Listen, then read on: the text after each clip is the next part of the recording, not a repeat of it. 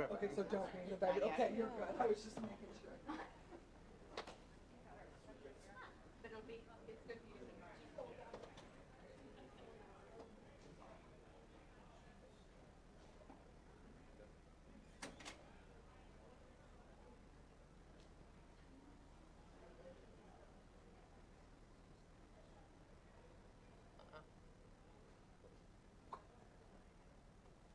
not gonna have you waiting for it. You need to plug in and get ready. Switch up. Yeah, no problem.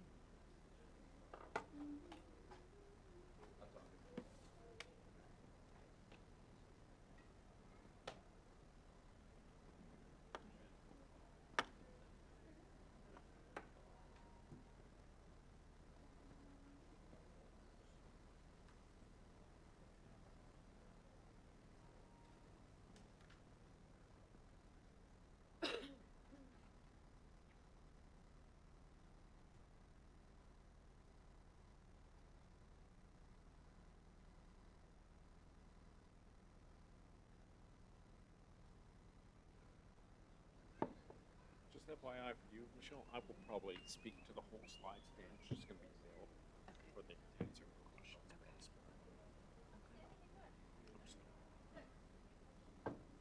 they've already seen the voice. Right. It's kind of a short deck, isn't it? Yeah, it's only like 4 slides. For everyone? Sounds good, Steve.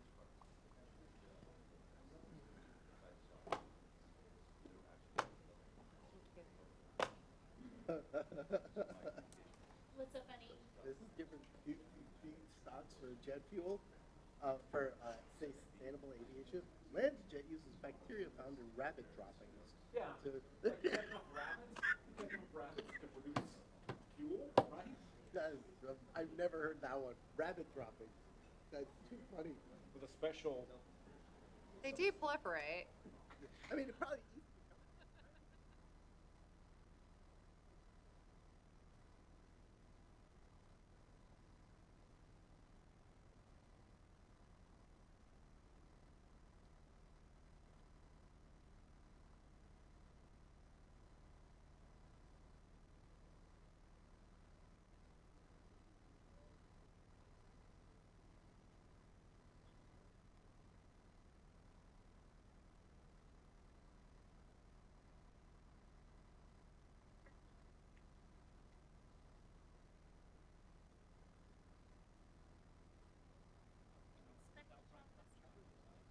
The cookies? Oh, I don't know.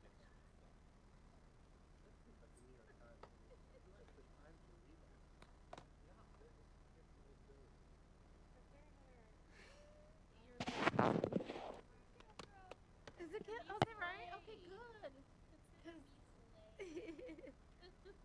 Let me tell you, honey, I don't feel that way. I don't feel that way. You know, it's important to feel like that. Yay! Thank you. And then the This is 3-hour Michelle's. session. Thank you, sir. Thank you. Thank you. Thank you. Woohoo! I promise not to lose it in the next month. Okay.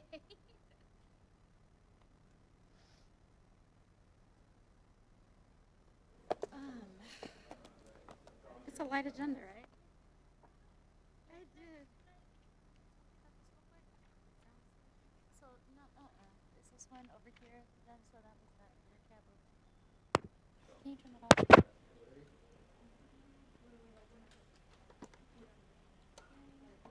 Yes, ready when you are. All right. This is Commission President Sam Cho reconvening the special meeting of July 25th, 2023. The time is currently 12:13 p.m. We're meeting in person today at the Seattle-Tacoma International Airport Conference Center and virtually via Microsoft Teams. Clerk Hart, please call the roll of all commissioners in attendance. Thank you. Beginning with Commissioner Calkins. Commissioner Calkins joining virtually. And we'll come back. Commissioner Cho. Present? Thank you. Commissioner Fellman. Present. Thank you. Commissioner Hasagawa. Present. Thank you. Commissioner Mohammed. Present. Thank you. Commissioner Calkins. Do we see him? Copy? Nope. Okay, so we do have 4 in attendance, and we expect Okay. Commissioner Calkins to be joining. All right. A few housekeeping items before we begin today. For everyone in the meeting room, please turn off your cell phones to silent or put them on silent. For anyone participating on Microsoft Teams, please mute your speakers when not actively speaking or presenting. Please keep your cameras off unless you're the member of the commission or executive director participating virtually, or you are a member of staff in a presentation or actively addressing the commission. Members of the public addressing the commission during public comment may turn on their cameras when their name is called to speak, and will turn them back off again at the conclusion of their remarks. For everyone at the dais here today, please turn off the speakers on any computers and silence your devices. Please also remember to address your request to recognize to speak through the chair, and wait to speak until you have been recognized. You'll turn your microphones on and off as needed. All of the items noted here will ensure a smoother meeting, so I thank you in advance. All votes today will be taken by roll call method, so it's clear for anyone participating virtually, how votes are cast. Commissioners will say aye or nay when their name is called. We are meeting on the ancestral lands and waters of the Coast Salish people, with whom we share a commitment to steward these natural resources for future generations. This meeting is being digitally recorded and may be viewed or heard at any time on the port's website. It may be rebroadcast by King County Television. Please now stand and join me for the Pledge of Allegiance. I pledge allegiance to the flag Of the United States of America and to the republic for which it stands, one nation, under God, indivisible, with liberty and justice for all. All right, the first item of business today is approval of the agenda. As a reminder, if a commissioner wishes to comment for or against an item on the consent agenda, it is not necessary to pull the item from the consent agenda. You may just offer supporting or opposing comments at the time of the motion to approve the consent agenda on the floor before the vote is taken. If a commissioner wants to ask questions of staff, however, or wishes to have a dialogue on an item, it is appropriate to request the item to be pulled for separate discussion.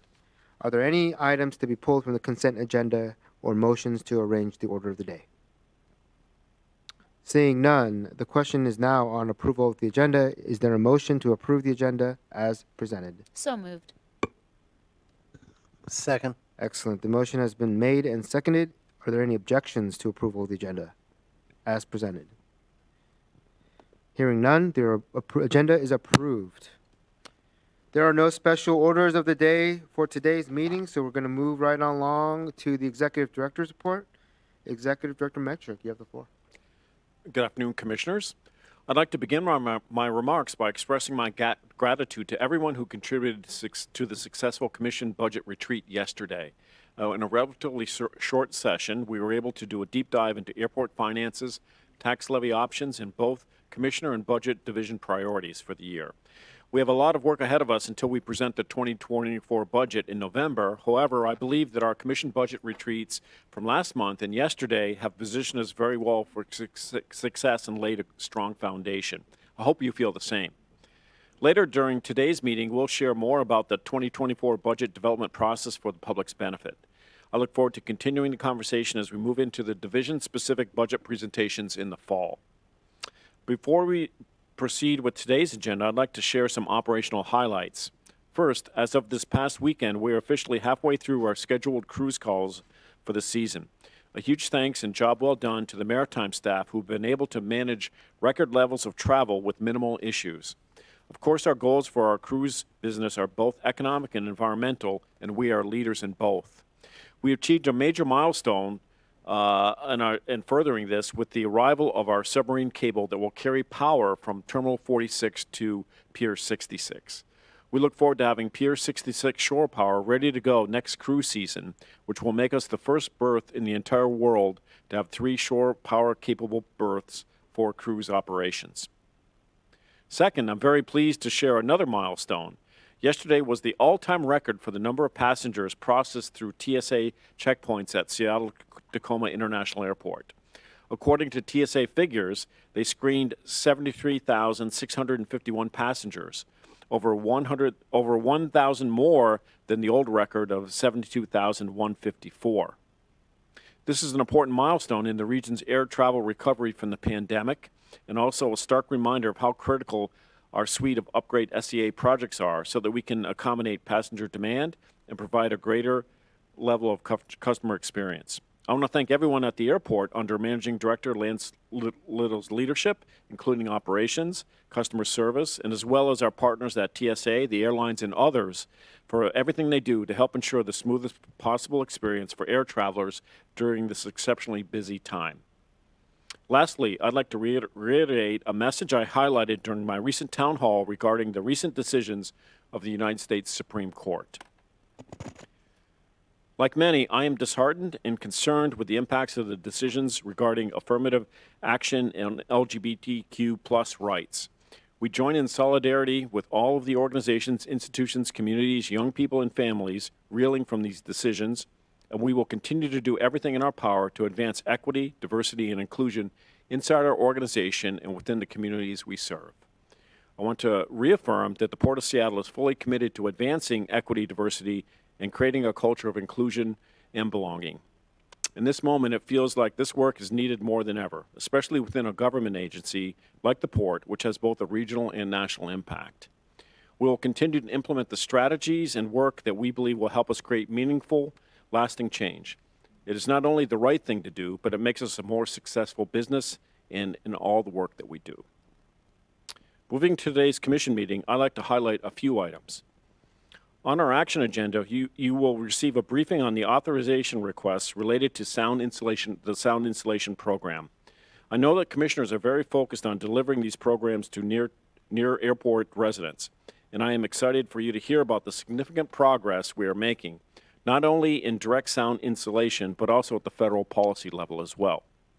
Finally, you'll also receive a briefing on efforts to revitalize the central waterfront. We've been working closely with Friends of the Waterfront and Waterfront Seattle to stay coordinated on their incredibly exciting and ambitious agenda for Seattle's waterfront. We want to be part of this major new amenity for the local residents and visitors while simultaneously ensuring that our waterfront operations can continue effectively. Today's briefing is an excellent opportunity to see what is coming and to look for opportunities for continued coordination and collaboration. Commissioners, this concludes my remarks. Excellent. Thank you very much, Executive Director Metrick. We're going to go on to committee reports. Commission Strategic Advisor Erica Chung will provide the report. Erica? Good afternoon, President Cho, Commissioners, and Executive Director Metrick. I have 3 reports for you today.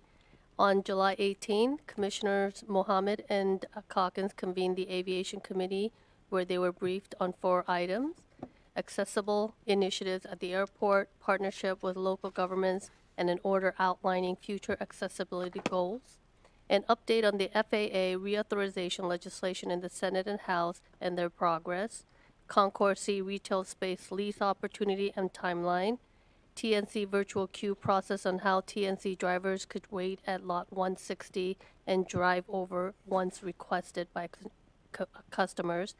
And commissioners also discussed public members board term on Port's Accessibility Committee and support the 2-year board term and rotation to make it more equitable and inclusive to broader accessibility committees.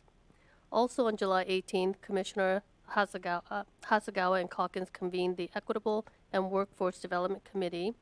There were 2 items for briefing and discussion. First was a high-level update on Port's anti-human trafficking initiative, and second was on recent ruling by the U.S. Supreme Court on affirmative action and free speech, LGBTQ rights, and how it may affect the Port.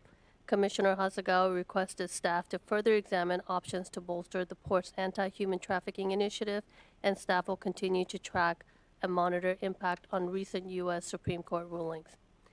The Joint Advisory Committee meeting with the City of Sea-Tac was held on July 18th also, with Commissioners Mohammed and Fellman in attendance.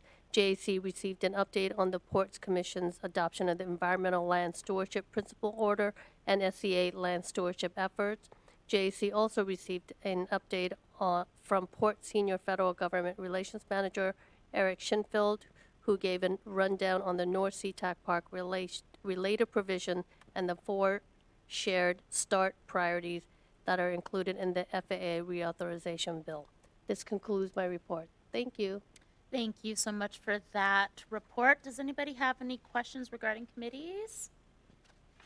Seeing none, we are now at the public comment section of our agenda. The Port Commission welcomes public comment as an important part of the public process. Comments are received and considered by the Commission in its deliberations. And before we take public comment, let's review our rules for in-person and virtual comment. Clerk Hart, please play the recorded rules. The Seattle Commission welcomes you to our meeting today. As noted, public comment is an important part of the public process, and the Port of Seattle Commission thanks you for joining us. The Commission accepts in-person, virtual, and written public comment regarding matters related to the conduct of port business. Before we proceed, here are the Commission's public comment rules of procedure for your information. Each commenter will have 2 minutes to speak and should stay within the allotted time. A timer will appear on the screen and a buzzer will sound at the end of the 2-minute period for each speaker. The Commission reserves the right to receive comments specifically related to the conduct of port business. If comments are not related to the conduct of port business, the presiding officer will stop the speaker and ask that comments be kept to matters related to the conduct of port business. This rule applies to both introductory and concluding remarks. All remarks should be addressed to the Commission as a body and not to individual commissioners. Disruptions of Commission public meetings are prohibited.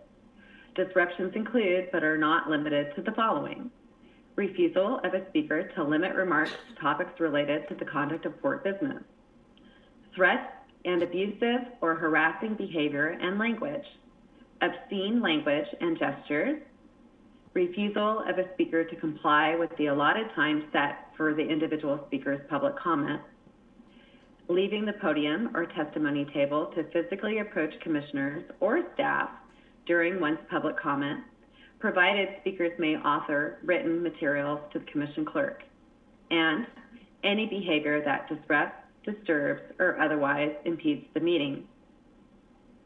Any disruption will result in a speaker's microphone being immediately shut off by the presiding officer, and a warning or loss of speaking privileges or removal from the meeting room may.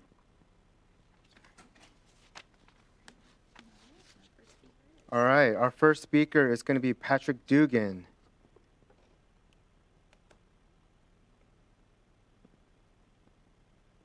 Hey, good afternoon, everyone. My name is Patrick Dugan. I'm the port captain for Vane Brothers in Seattle, and we are a small bunker fleet. And what I just want to talk about today is a little bit about the importance of the cruise industry and what it means for Vane line bunkering. So we have 42 employees, full-time employees. 90% of them are all local to the Puget Sound. We run 3 tugs, 3 barges, and we have 2 different cargoes on there. All right. So when the cruise industry the season is on, for those 6 months of the year, Thursday through Saturday, that Pier 90, 2/3 of the fleet is employed, right? So it takes up the cruise ships being here definitely utilizes our bunker service. So it keeps our waterfront workers busy. It keeps our waterfront workers employed. And like I said, they're all local. Also, think about the local vendors that we support, right? From the ground transportation to the launch services, also the shipyards, right? We employ all the shipyards in the Puget Sound region. So yeah, our robust cruise industry is vital to Vane Brothers. And ever since the 1800s in the gold rush, right, Seattle is the gateway to Alaska, and the cruise industry is still proving that to be true. So we just like to thank the Port of Seattle and the Commission for the support of the cruise industry. That's all I have to say. Thanks. Thank you, Patrick. Appreciate it. Our next speaker is David Blanford. Good afternoon, President Cho and Port Commissioners. I'm Dave Blanford. I'm CEO of State of Washington Tourism, and I'm speaking as well on the 2023 cruise season today.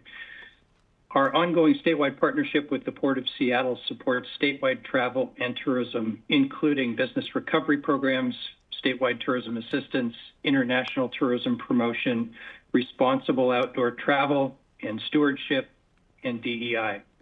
At the peak of the 2023 cruise season, I want to acknowledge the port's significant role in stimulating tourism demand. This cruise business supports $900 million in economic activity, 5,500 jobs, and $14.5 million in state taxes. We know that cruise business does great things for the local and regional economies, but its growth potential extends throughout Washington state as we work together to expand pre- and post-cruise tours and excursions. This business matters to rural and underserved communities, particularly many of them relying on tourism as an economic driver as much as 15 times that of urban communities. Beyond the impact numbers, the Port of Seattle and State of Washington Tourism have aligned on the importance of environmental sustainability and tourism stewardship.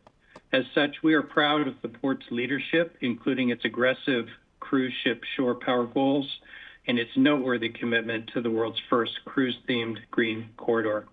Congratulations on a stellar cruise season, and on behalf of the statewide tourism industry, we thank you for your support. Thank you so much, David. So that concludes our signups for today. Is there anyone else present on the Teams call or present in the room today who didn't sign up, who wishes to address the commission? If so, please state and spell your name and state the topic related to the conduct report business that you wish to speak about for the record. All right. Hearing none, at this time, I'll ask the clerk to please give a synopsis of written comments received. Thank you. Good afternoon, Mr. Commission President, members of the Commission, Executive Director Metric. We've received 35 written comments prior to our meeting today. These have been distributed to you in advance of the meeting and will become a part of the public record. All written submissions today come from citizens who write to ask the Port Commission to cap the number of 2024 season sailings and passengers at or below 2019 levels, reducing the numbers every year until the industry no longer pollutes the oceans and air and no longer emits climate-changing greenhouse gas emissions. The submitters are Wendy Ashman, Ant Blassie, Robin Briggs, Beth Brenton, Valerie Costa, Gregory Denton, Arun Ganti, Derek Genville, Angela Germano, Bree Glenclid, Becky Hall, Jared Howe, Esther John, Sophia Keller, David Kipnis, Jason Lee, Lori Lucky, Scott McClay, Rosemary Moore, Barbara Osteen, Sarah Sanford, Philip Singer, Janie Starr, Lauren Wilson, Linda Carroll, Kevin Gallagher, Mary Hanson, Andrea O'Farrell, Karen Cowgill, Erica Berg, Ann Robertson, Linda Golly, Gordon Adams, Kathy Pendris, Cynthia Irvin, Stacy Oakes, and Irene Svett. And that concludes the written comments we've received today. All right, great. Hearing no further public testimony, we'll move on to the consent agenda. Items on the consent agenda are considered routine and will be adopted by one motion. Items removed from the consent agenda will be considered separately immediately after adoption of the remaining consent agenda items. At this time, the chair will entertain a motion to approve the consent agenda items concerning 8A, 8B, and 8C. So moved. Seconded. Great. The motion was made and seconded. Before we take the vote on the consent agenda motion, I would like to take a moment to recognize passage of the new interlocal agreement with Seattle College's Cable Television, SCCTV. With passage of our consent agenda today, we want to thank SCCTV for their continued partnership with the Port and for their assistance in helping us bring access, visibility, and transparency of our governing process to the communities we serve. With that, please, commissioners, please say aye or nay when your name is called for approval of the consent agenda. Thank you. Yes, I'm on. I don't believe Commissioner Calkins has joined this meeting, so we'll go to Commissioner Fellman. Aye. Thank you. Commissioner Hasagawa. Aye. Thank you. Commissioner Mohammed. Aye. Thank you. And Commissioner Cho. Aye. Thank you. 4 ayes, 0 nays for this item. Excellent. The motion passes. All right, we're moving along in the agenda. We have 2 new business items today. Clerk Hart, please read the first item into the record. Executive Director Metric will then introduce the item. Thank you. This is Agenda Item 10A, authorization for the Executive Director to authorize $20 million of the program budget for long lead electrical, mechanical, and curtain wall equipment and other long lead materials for the Sea Concourse Expansion Program. Commissioners, the team for the Sea Concourse Expansion Program are working to accelerate delivery of this transformational project by 2026. This authorization is to procure long lead time items such as air handling units, electrical equipment, and curtain wall materials. It is critical to meeting this deadline. Once complete, the expansion will address shortfalls in airport dining and retail capacity, office space, and premium lounge space, as well as other public amenities to elevate the customer experience and upgrade SEA. Presenters are Rick Duncan, Director, Aviation, Business and Properties, and Janet Scherer, Capital Program Leader. So I guess I'm going to turn over to I'll Rick. kick it off real quick. Okay. Thank you, Executive Director. Good afternoon, Commissioners. As you mentioned, my name is Rick Duncan, Director of Aviation, Business and Properties, and I'm the sponsor of the Sea Concourse Expansion Project. It's no secret how space constrained our airport is. You could just walk down there right now and it's very tight. And as been mentioned many times before, we can't go out, so we're going to go up. So that's exactly what we're doing here. We're essentially building a high-rise building in the middle of an operating terminal, which is just crazy and amazing to watch and really exciting. And this environmentally friendly building will put in new ADR spaces, beautiful circulation area, two-story AS lounge, and topped off with a solar roof. And it's really exciting to see this come to fruition. And as Janet will get more into the details and give you guys some eye candy about it. Let's go to the next slide. Rick already covered. Oh, is this on? There we go. Can you tap it? Oh, yep. Rick already covered a lot of what this, the purpose of the Sea Concourse expansion program is. We are going to increase airport revenue by adding some airport dining and retail spaces, a leasable office space, and a lounge. We're also going to increase the size of the C3 hold room, so more folks will be able to wait for their plane in that hold room, and add several much needed passengers amenity, including some restrooms, a nursing room, an interfaith prayer and meditation room, and some passenger lookouts over the airfield, but I'll show you a little bit more on that later. And of course, this overall increases economic opportunities for the region. Next slide. So in addition to all these revenue and customer service goals, the Sea Concourse expansion project also includes several sustainability initiatives. We've talked a little bit about this at previous briefings, but I wanted to let you know that these are all still in the project. We're now at 100% design, and the Sea Concourse expansion program has rooftop photovoltaics, the first at the airport. We're going to have all fossil-free, this is hard to say, fossil-free fuel heating in this. We're going to have heat pumps on the roof. And this is all developed through the sustainable framework, and we have briefed the Sustainability Commission, that's part of the Port Commission, on this at the beginning of the project. One other nice feature is this project is going to be able to reduce 90% of the carbon that's generated for the new construction of the project also. And let's go to the next slide. The Sea Concourse expansion project is part of the Upgrade SEA campaign that everyone has heard a little bit about. This means that we are collaborating with external relations and a whole host of other stakeholders to make sure that our project page on the website includes all of the latest information about the project and important milestones and whatever information the public might want to know about it. Next slide. So for the location, on this slide, you can see the Sea Concourse expansion kind of in the middle there. And it is located in an extremely busy part of the airport, right in between the intersection of Concourse C and Concourse D. This building is primarily being used by the TSA right now, so we are very busy building other spaces for them in the terminal, and then we'll move them out when we get started on the major construction. It's going to add 4 floors to the existing building, which right now ends at concourse level. Next slide. Project status.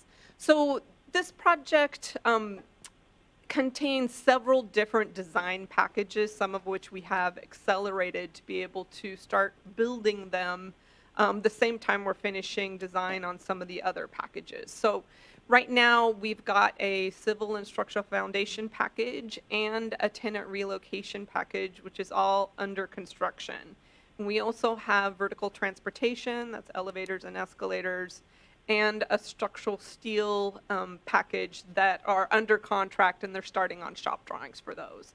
The main package, as I mentioned, it's at 100% design, and right now we are getting that permitted. Next slide.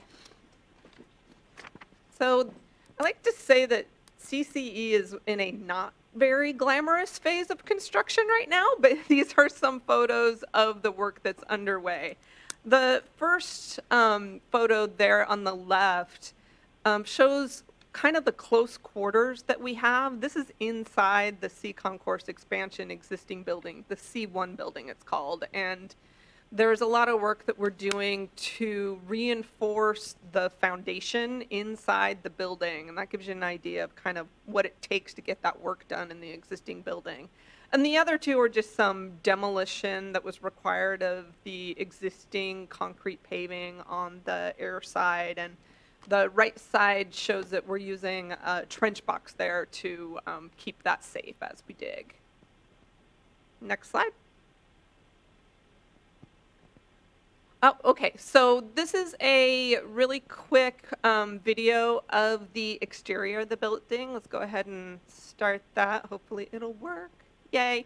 So it starts off, you can see the PV panels up on the roof, and as it goes around, you get a good look at how the glazing and the amount of light that we're bringing into the space. And you can also see how it, the scale of the building compared to the adjacent terminal. And as we go around, you'll see that there's public lookouts. You can see the people out there on the corner. The top floor is part of the Alaska Lounge, and the kind of mid lookout there is open to the public if you're in the concourse. It looks like you're outside, but it is mostly enclosed with glass. It's not conditioned, so you'll feel like you're outside. Next slide.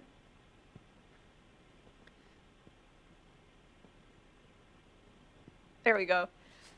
So as the video ended, you saw that kind of landed on this facade right here. This is the electrochromic glazing that you see on what we call our folded facade, because it has kind of a serrated appearance. The electrochromic glazing is going to automatically tint depending on how much light hits it to eliminate our ability to have any kind of mechanical shading on this facade, and make sure that all those days where, you know, we don't have bright glaring sun, we're able to get as much sun into the building as possible. But it's going to reduce on some of our lighting costs as well. Next slide. It's an interior rendering, gives you a nice view of the acoustical wood ceiling that is a primary architectural feature. You can also see the architectural tree, we're calling it, that is going to be kind of a wayfinding feature as well. On the right side there, you can just barely see one of our small business kiosks. There'll be a handful of those sprinkled throughout the building. And far off in the background, you can get a look at an L-shaped video wall that 5 different artists have put together some short format art videos that are going to be showed on that in a continuous loop.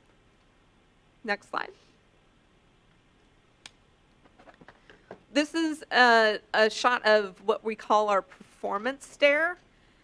These stairs afford a really kind of unique opportunity for people to rest, eat, recharge their devices, great people watching from here, and watch performances as we're showing in the rendering. There's going to be art on these as well. 3 different artists are going to provide faces for the tables that you can see in the rendering. And there's also an escalator that you can't really see here that's going to take people up to the mezzanine level as well. On the left side of this, you can see the stairs that go up to those public lookouts, and there is an escalator and elevator that will take you up there as well. Next slide. Okay, so here are a few key milestones for the project schedule. If today's authorization is approved, we're going to go ahead and get those long lead equipment and materials on order right away, and we're working with Turner to be able to execute those as soon as possible. In a couple months, we're shooting for the end of September, which I guess is Q3, not 4. We'll be back here to request our maximum allowable construction cost. We call it a MAC. That's going to set our final schedule and budget for the whole project. And then early next year, Q1, we're going to head and start what we call phase 2, which is construction of a tower crane, demo of some of the existing building, and start of the structural steel. We're currently targeting Q2 of 2026 for an early completion date. We do not yet have a contract schedule yet, with Turner Construction, our GCCM partner. So we still are carrying a range of about a year for that completion date. But by the time we come back here in the next couple months, we'll nail that down to one final completion. I know there's a lot of interest in getting the space as complete as possible before the Men's World Cup in 2026. So that is something that we're working with Turner to try to define what will be done, how much can we get done, and can we return all the gate to service that we've been using. Next slide. So for today's authorization, we've been before you for previous authorizations for some of our enabling work, the aforementioned structural steel packages and vertical circulation packages, also for exterior wall. Mainly that we performed a mock-up of that folded facade to make sure that it worked as designed. Just a sec. And we're to the point where we can't really execute any more early work packages without exceeding our current authorization. So today, what we want to request authorization for covers some really long lead electrical and mechanical equipment and some of the exterior wall materials. So things like distribution gear, electrical panels, switch gear, air handling units, the heat pumps, those sort of things. This is going to help us accelerate our project delivery, try to drive towards that earlier completion date, and really lock in pricing with these vendors because we're seeing still seeing a lot of really volatile prices and really long lead times on just about anything that uses a computer chip. Next slide. Okay, so here is a quick overview of our current project budget. Our MII approved budget is $340 million, and last time we were here, we were projecting that our range to complete was going to be anywhere between $340 million to $420 million. Now at 100% design and working with Turner Construction, we've been able to narrow that range, and right now that range is between $405 and $420 million. The budget trends that brought us from the 340 to the 405 million are kind of categorized in those 4 categories that you see on the slide. The discretionary scope changes, we have only had one, and it was to add some infrastructure in our main restrooms that would support a future smart restrooms project that another project is working on here at the airport. And we've had a few non-discretionary scope changes as well. Some example of those include those sustainability initiatives that we identified at the beginning of the project. As usual, just because the markets are up. We've had this nice, well, at the 52-week high. Thank you. We've had, in addition, some other non-discretionary scope changes, such as adding some cameras for the ramp tower to make sure that they had safe views while the building was being built, and Escalation in design development. This reflects the change that is somewhat anticipated as a project gets refined and designed. But we had identified $53.8 million that were beyond what we would have anticipated in inflation and escalation costs. For risk contingency, we're still carrying $10 million in risk contingency because we have not completed our negotiations with Turner Construction on that final MAC. And we think there's still a little bit of volatility out there. We've got a handful of bid packages that are still out there on the street, and we want to account for any bids that might come in higher than anticipated. So our current range is now 405 to 420 million. Next slide. So a lot of the things we've talked about today are really about trying to mitigate some of these risks. And in particular, the authorization that I'm requesting today for the long lead items speaks to really the first two items that are on this list. One of the planned mitigation strategies was to identify some long lead items and go ahead and lock those in and accelerate that design so that we can get them on order when they need to be ordered. As inflation and escalation, as I mentioned, we are still seeing a lot of price instability, and it's really difficult to estimate some of these packages that we've got included in the project. But we have identified some of these early work packages so we can get the vendor on board and really start talking to them and vetting their pricing to make sure that it reflects what we really need. Complex phasing should not be a surprise, really. We are building this building at a very busy intersection between Concourse C and Concourse D.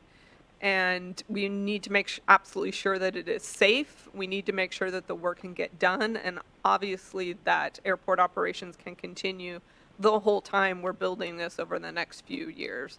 So bringing a GCCM contractor on board was the key, and then making good use of our time with them. The whole time we've had them on board during design is really the mitigation strategy to get that complex phasing under control. That is my last slide. Thank you so much. Do you have any questions for me on the authorization or the project briefing? Awesome. Thank you so much. Questions from commissioners? Commissioner Hasegawa. Thank you for the presentation. Okay, so I guess just on the highest level, is this project a part of SAM? This project is not part of SAM. This project is not a part of SAM. No. Okay. And does it expand our airport's footprint at all, or is this all within an existing footprint? So it builds up. So it does add square footage. But the way this has been explained to me is it adds square footage, but it is addressing an underserved need that we have at the airport. Like, we're woefully, you help me, Rick, because you might know this better than I do. I get it. Yeah. So you're going up, not out. We're going up, not out, but we are, adding 17 or 18, ADR spaces to address a deficiency as opposed to just, adding them because we think someday we might need it. Okay. And then going to slide 10 for the visual, please, where we're looking at the performance stairs and some of the amenities that are there. I'm just wondering, I mean, this is very Amazon. I like it, right? But I'm just wondering if we thought about handrail down the middle to support people, because like Amazon's employees are, they're just going to average, younger to middle age, and we're servicing people across the age spectrum. Yeah.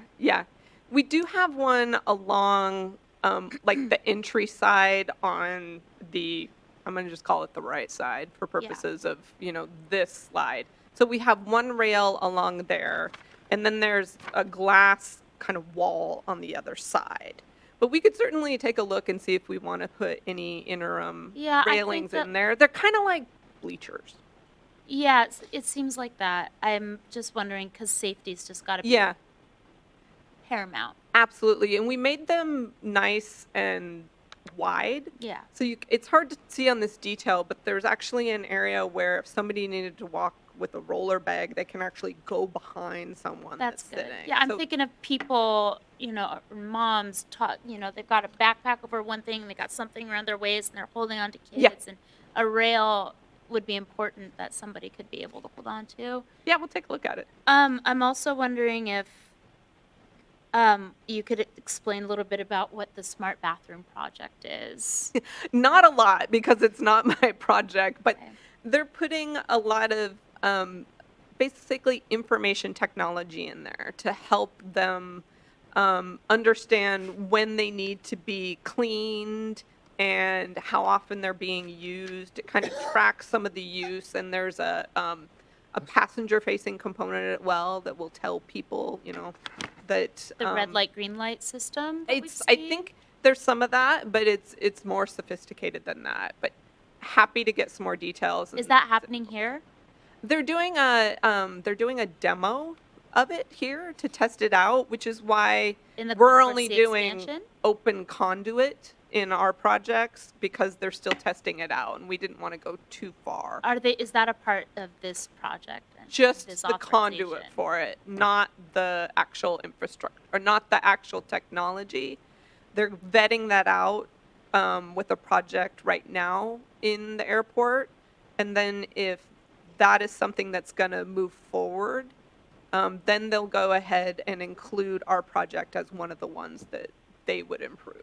And then I'm wondering if this facility or the restroom facilities are going to be gender neutral, as we just opened our Yeah. first. Yeah, they're beautiful. We designed ours to be gendered, but they have the main set of them that's on concourse level. They are gendered, but they can be easily converted to all gender if they need to be by removing a wall in between them. So we started out at the very beginning of the project intentionally saying, okay, we don't know exactly where the port's going to be on this by the time this project is done, so let's prepare for the future so that if these are going to be all gender at some point, all we have to do is take a wall down in between them. So they have the full-length stalls already in them. And then what does the family stall feature? Oh boy, the family stall should have, I say should because I don't have it right in front of me, but they should include a changing table and and enough room, for a family to be in there.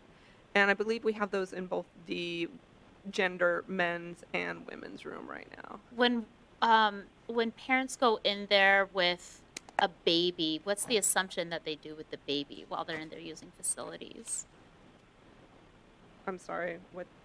Well, I mean, I wonder because I'm interested in, as we're building, making sure that we have a functional airport. Of course. Not just a beautiful airport. When part of the benefit of getting to travel as commissioners is seeing, best practices in other parts of the world. And one of the things that Japan features is a infant docking station. It looks a little bit like a high chair where you can just physically place a baby while you're using the facilities. It's common sense. It's not a budget breaker, and goes a really long way. And I would like to see these projects include infant docking stations.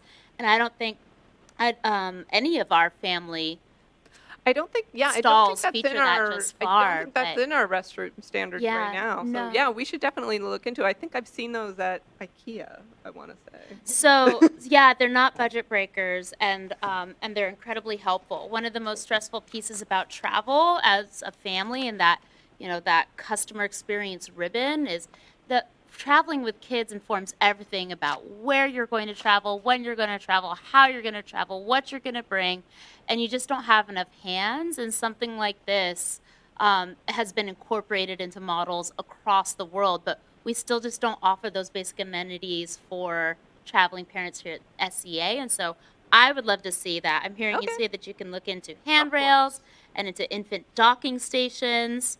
Can you talk to me a little bit about ADA accessibility and how that's been consideration in the scoping of this project? Yeah, it has been something that we wanted to make sure worked for that performance stair. For an example, I don't think it probably is really well represented in the renderings, but there is, a ramp that will allow people to access that first row of that performance stair because we wanted to make sure that it was wheelchair friendly. We wanted to make sure that we had a SARA for service animals, and that is included in the facility as well. We've got, all of the spaces are intended to be easy to navigate, that don't necessitate a ton of wayfinding also. We have a sensory room in the project for those with sensory issues. It's close to the lookout on the 3rd floor and adjacent to the interfaith prayer and meditation room. So we've got kind of a block of amenities that are really supposed to address any of the needs that a passenger might have. That's great. And then are there any moving walkways on the ground to help folks get from point A to point B expeditiously? There aren't in this. No, there are not. Was that a part of the consideration just decided against? Is it a space issue? Or? I think the thinking is that we wanted to create an area that people would not move immediately through. It's intended to be a space that, we are designing it so that it will bring folks through this area as they're going down the concourse. So we really were focused on creating spaces where somebody might want to linger for a little while, have a bite, and just kind of experience it as opposed to just moving right through it in a really fast fashion. And then back to traveling parents with small children, where do women have available to them to breastfeed? We do have a nursing room in this as well, yes. A nursing room? What does that feature?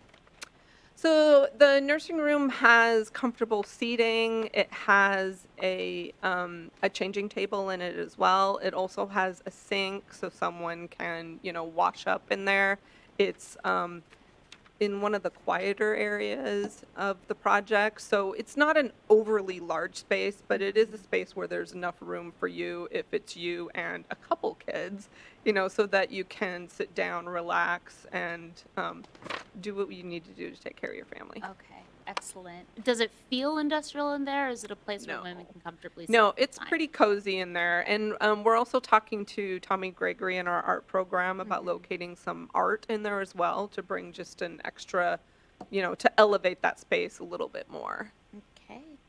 And then back to the gender-neutral restrooms, you said that if they needed to be converted in the future, then they could be? Yes. Okay. How does that assessment happen on the Port of Seattle side? When do we I might be the best person to say that. I think part of that has to do with compliance, right? First there's compliance and then... Yeah. And then, So, one of the things about the gender-neutral restrooms... Is your mic on? Oh. And the smart restrooms was future-proofing. So, this was designed years ago. Commissioners changed, port policies changed, and so we wanted to make sure that we thought ahead of time to how things might shift and our values might shift or our directions might shift. And then we could easily knock down a wall and do it. Or we could easily, we have the conduit in, so just plug and play. Then you could have the red light, green light systems or whatever. So it was really trying to think ahead to how things might change so we could quickly, answer to what the direction of the port wants to be. Okay. And then about the energy saving component, does that include water saving with the facilities, with the restroom facilities? We do have low flow toilets in the project. We're targeting for LEED version 4 silver, and they have a lot of prerequisites specifically to address water use. So we absolutely have to address those and have a water saving project in order to get LEED certification. And then you also use I think you use the term fossil fuel free. Forgive me if that's... You said it faster than I did. I'm wondering if you're considering natural gas to be a fossil fuel. No. Okay. No. So we're not. And so our it will be using natural tenants gas. are also going to be using all electric for their heating and their food cooking. I'm sorry, clarification. You do not consider natural gas a fossil fuel, or you do? And well, whether or not I consider it, but we're not using it in the So project. you're not using natural gas Correct. as in Yeah. this project. Thank you for the clarification. Of course. Okay, no further questions. Any other questions from commissioners? Yeah, Commissioner Feldman. Thank you for the presentation, Yeah. and pardon my voice, but I've had the pleasure of remodeling 3 houses, and knocking down walls and feeling like I'm being clever. But this transformation is extraordinary, and to see this kind of space just come out of nowhere is really brilliant. And I had a couple of friends recently go through the airport and hadn't been there a while, and just the experience they said is like night and day, and something like this is really incredibly impressive. So I just want to express my appreciation for that and all the thoughtfulness that went into it. One of the things, of course, that's of great interest to me is the environmental sustainability issues, and the fact that we have this, framework that I was very happy to see that the staff have just like embraced this idea of what's the next more clever thing we can do. And I was trying for many years to try to get solar cells on the roof of an airport building, and was always told that the reflectiveness would make it not safe. And so something clever happened, and I was just wondering, do you know how we were able to pull it off this time? Yeah, well, luckily we have a really great design team in Miller Hole and Woods Bagot. And what we did was, that's part of the reasons you see kind of that angle to the roof. So it was about creating it at a proper angle and tilting it and having just the right location so that we're not going to have any issues with the FAA. It is also up high enough so that planes going through won't get that, right in their faces, so to speak. So it was a lot of really careful detailing on the designs that allowed it to happen. And, it's something that, we're doing for the first time here. And there's, a lot of things that we've had to work out and detail. And there's a lot of maintenance that's going to, ultimately need to be understood and take on, but we're pretty stoked that it's in the project too. And do you have an estimate of the amount of electricity it will generate? The way we've been talking about it is a percentage. So this is going to generate somewhere between like 12 and 13% of the energy that's needed for the building. And when we evaluated that, and when we talked to, the commission's committee on this, it was more about, we're taking that load off of the airport's grid, even if it's not all of it. There's value in having a renewable source for the project, even if it's not able to do every single bit of energy that the project needs. But it's a tremendous building. I mean, 13% is not It's trivial. Yeah. All right. Well, thank you again. Appreciate it. You're welcome. Thank you for the presentation. I just have a couple questions. One, I wanted to see if you could speak a little bit more to the current tenant packages, and if there were any sort of challenges in the relocation and design process for those tenants, and what is in those packages? What does that support? Yeah, so there's relocating the TSA as the main tenant of the building. So they've got several different functions in the building, and we've been working very closely with them over the last several years to identify existing spaces in the terminal elsewhere where we can tuck them in. One of the major ones we're moving is called the OSR room, which is where they do the remote screening for our baggage. So that's a highly complex system that's kind of the brains of our baggage system. So we're going to move that. So that's one of the key relocations that we're taking on. But the ADR tenants, a lot of them have storage cages in the bowels of the existing C1 building. And we've been working with them really closely to kind of hopscotch them around to different locations for their storage as we're driving what are called micro piles into the foundation. So we've had a wonderful partnership with them, and there's been a lot of teamwork involved in, moving their stored items, their inventory, so that we can go do some work and then, move it back. And that'll go on for several more months while we're finishing up that first structural package of work. And then there are a few tenants on the concourse level that one is being relocated, and a few of them that are right along that perimeter where the face of the existing C1 building is. Those are going to close. We're trying to wait until the last possible minute to need to close those, but early next year, those will need to close. And it's my understanding they'll have an opportunity to bid on the new facilities that we're going to be building. That's really helpful to know that it's a collaborative process and that they're included in those discussions. It has early. been. We understand that what we're doing is pretty impactful for folks that are just trying to have a business out here, and we go in and say that we need to, build a structural foundation in their storage area. Thank you. Yeah, that is really helpful. And then my last question is, I think this is beneficial to the public. Is there a transparent breakdown of the the entire budget, where these fundings are coming from, how much of it is from operational funds, and is there a breakdown of that out there? I think some of that information is available on the public page, but we'll probably have more of that information once we do finalize that contract number with Turner Construction here in the next couple months. Then we'll be able to truly say, these are the true costs, this is the true schedule, this is what our contract says with them. That's really helpful. Thank you. That concludes my questions. Great, thank you.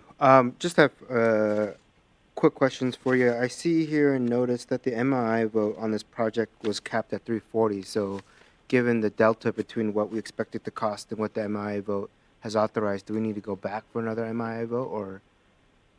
Yeah, I believe so. We will. Okay. And at what point do we do that? Say again? At what point does that happen? That would go after investment committee.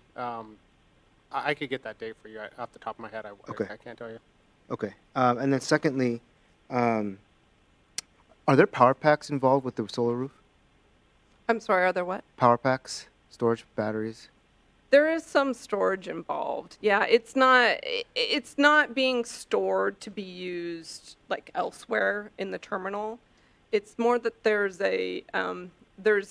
storage for a distribution system. So it's not like we're just collecting that power and then just hanging on to it for when we needed it. It's meant to be used. And why aren't we doing that?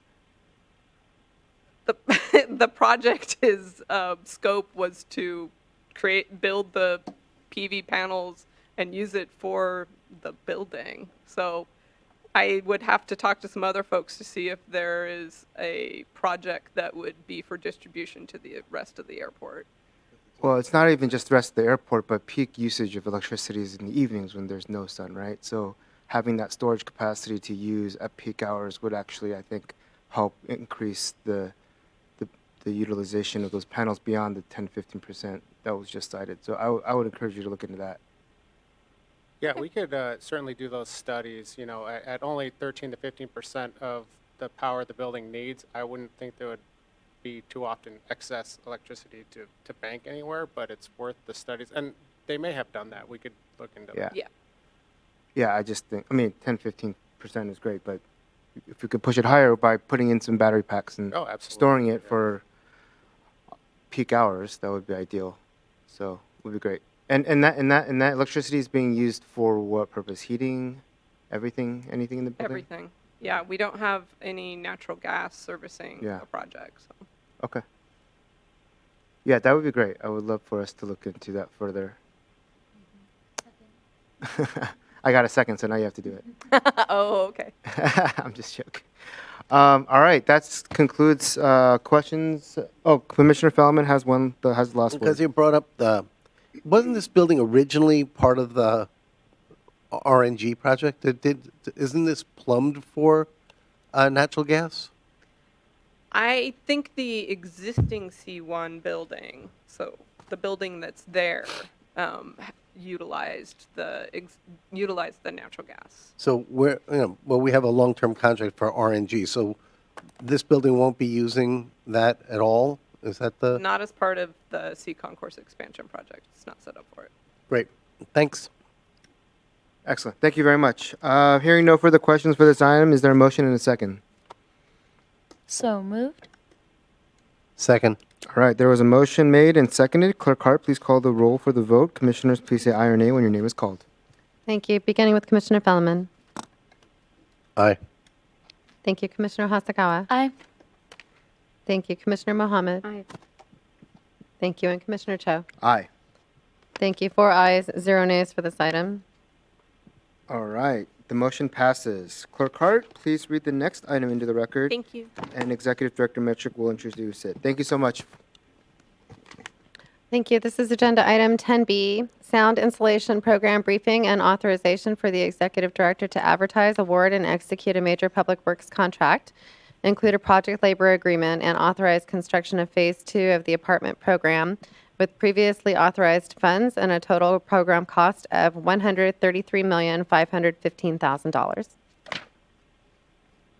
Commissioners, today we'll present an update on the SEA sound insulation programs. Great progress has been made to complete the commission requested and authorized acceleration of our insulation programs by the end of 2026. Staff are here today to brief you on those efforts and the status of each program that is underway. We're working hard to ensure that the deadlines are being met and that we are doing everything we can as quickly as we can to deliver noise reduction benefits to our communities.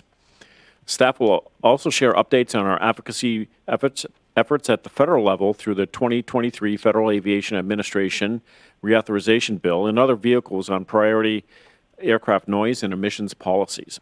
And finally, we're getting ready to procure the contracting for the sound installation of the second phase of our apartment building insulation program. Staff are here to request authorization to advertise, award, and execute a public works contract, including a project labor agreement to begin work on 4 different eligible apartment complexes totaling 105 units. Steve St. Louis, Sound Installation Program Manager, and Julie Kinsey, Noise Program Sound Installation Manager, will be our presenters today, along with Eric Shinfield, Senior Manager of Federal Government Relations, to talk about the federal policy side of things. So I think I'm going to turn over to Steve. I think, Julie, is that we'll start there? Yeah. Steve is with us. Yes, Steve is hi, with us first. Thanks, Executive Director Metric, and good afternoon, Commissioners. I'm Steve St. Louis, Program Manager for the Sound Installation Program. Next slide, please. Today, our team will be providing a status update on the entire program to include funding, risks, and next steps. Next slide, please. Next slide. In 2020, the Commission passed a motion to accelerate the sound installation program to provide sound insulation to eligible properties within the FAA noise remedy boundary. The goal of the motion is to complete the current program by the end of 2026. As Executive Director Metric mentioned, we are on target to meet this goal. The scope of work includes the installation of sound transmission class rated windows, solid core doors, storm doors, positive air ventilation, and any ancillary work needed to reduce noise or meet code. Next slide, please. This sound installation program location slide map really highlights the breadth of the sound installation program, showing all the properties where sound installation work is occurring within the airport community.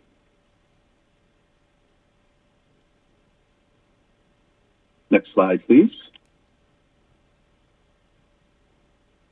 Our project team is about to provide you with an update on the history of the sound installation at SEA, the progress being made with the Office of Equity, Diversity, and Inclusion being incorporated into our program, updates on each of the programs for single-family homes, the condominiums, the apartments, places of worship, and the South Approach transition zone. and the improvements being made to the subordination agreement process. And now I'm going to turn it over to my colleague, Julie Kinsey, to kick off the status update. Julie? Thank you, Steve. There we go. You're right. It does work that way.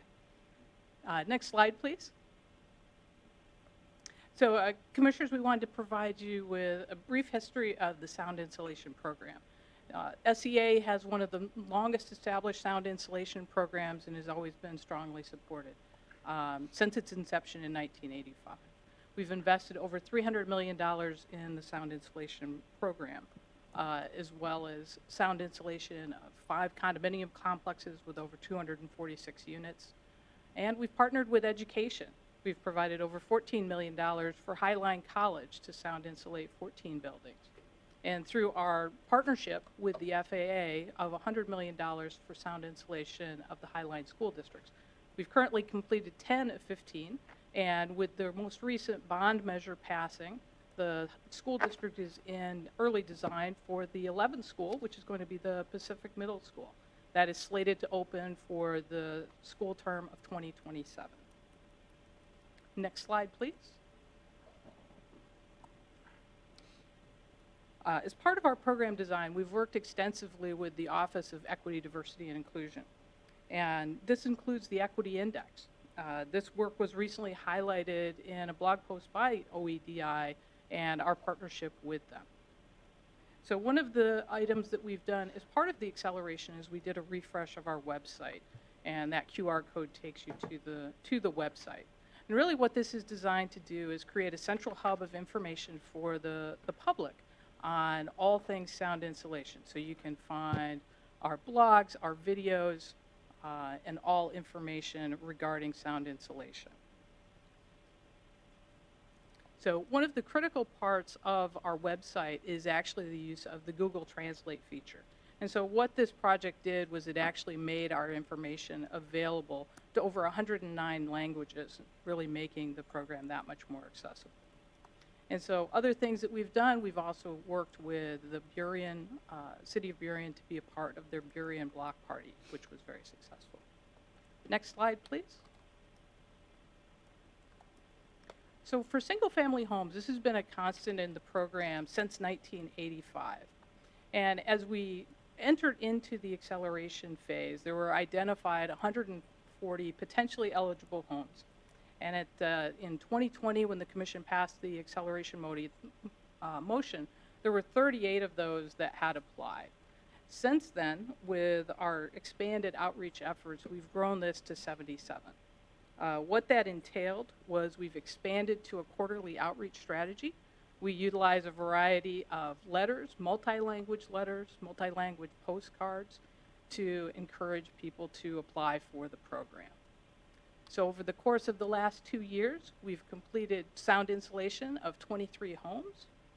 We had 2 homes that previously went through acoustic testing, and we anticipate continuing to complete roughly 10 homes per year based upon participation. Currently, there are 26 owners that have placed their projects on hold, and that's for a variety of reasons. Some owners that have lived there for a long time are selling their homes.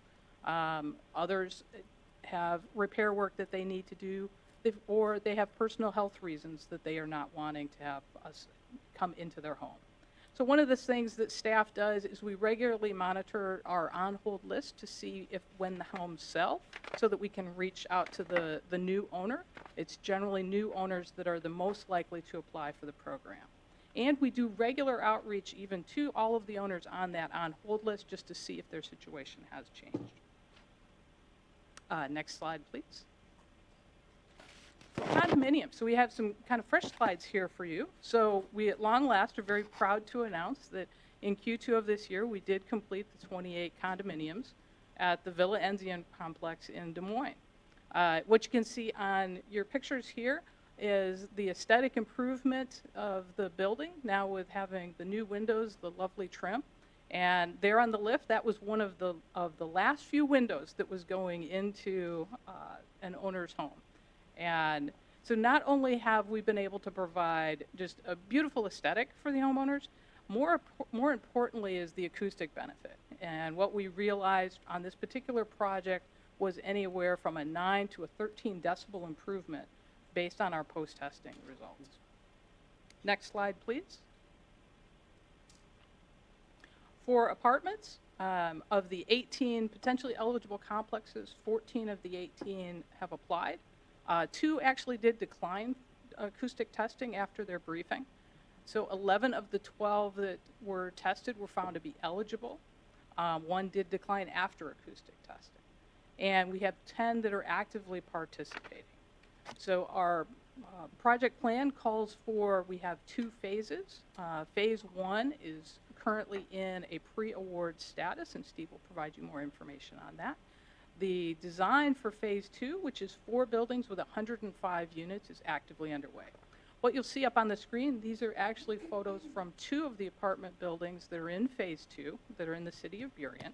And what we also included for you is a picture of the digital design tool that our design team is leveraging.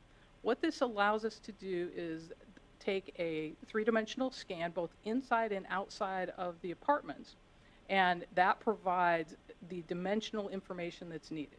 So what this tool has enabled us to do is not only accelerate the pace of the design, it has also made them incredibly accurate, that you can verify true length and width for your designs. Next slide, please. For places of worship, so we started with 7 properties that we did outreach to. There were 5 of 7 that applied. 4 did test eligible, 1 was not. And we have 3 that are actively participating in the program. Designs are actively underway, and we will be coming back to Commission at a later date for construction authorization on places of worship. Next slide, please. And now I'd like to turn it back over to Steve. He is going to talk to you about our program schedule. Thanks, Julie. So as Julie mentioned, this is our accelerated program schedule for the entire program. Phase 1 construction of the apartment program is about to commence. Phase 2 design is approaching 90% completion with an anticipated bid opening in Q1 2024. And there will be likely be a phase 3 to the apartment program, and that's anticipated to commence in the Q2 of 2024. The single-family home program is continuous. As Julie mentioned, it's been around since 1985, and it's pretty much ongoing design and construction being completed concurrently each year. So that's why this schedule slide really shows the single-family homes going from start to the end of this duration. And then the places of worship program, right now we're approaching 60% design and anticipating a bid opening in the Q2 of 2024. All the programs are currently on target to complete by the end of 2026 or sooner. And I will turn it back over to Julie for the next slide. Thank you, Steve. For our approach transition zone, we currently have 1 apartment building and 1 single-family home that would be potentially eligible. We have reached out to the apartment building. They are potentially eligible for both programs. And after briefing, they have opted not to participate in either of the sound insulation or the acquisition program at this time. As the situation changes, we would be coming back to Commission at a later date for that. Next slide, please. Now we'd like to provide you with a brief update on subordinations. So as part of the sound insulation program, one of the documents that we were required to get is the abrogation easement. And this is to be in compliance with Washington state law and the use of public funds. And so when a home has a loan on it, we have to then create a subordination with the lender. And what that enables is for the abrogation easement to remain in place on the home.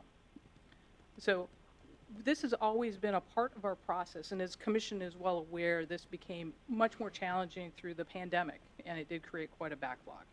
So through the extensive work of our consultants and port staff, we were able to bring that down to an average of only four months.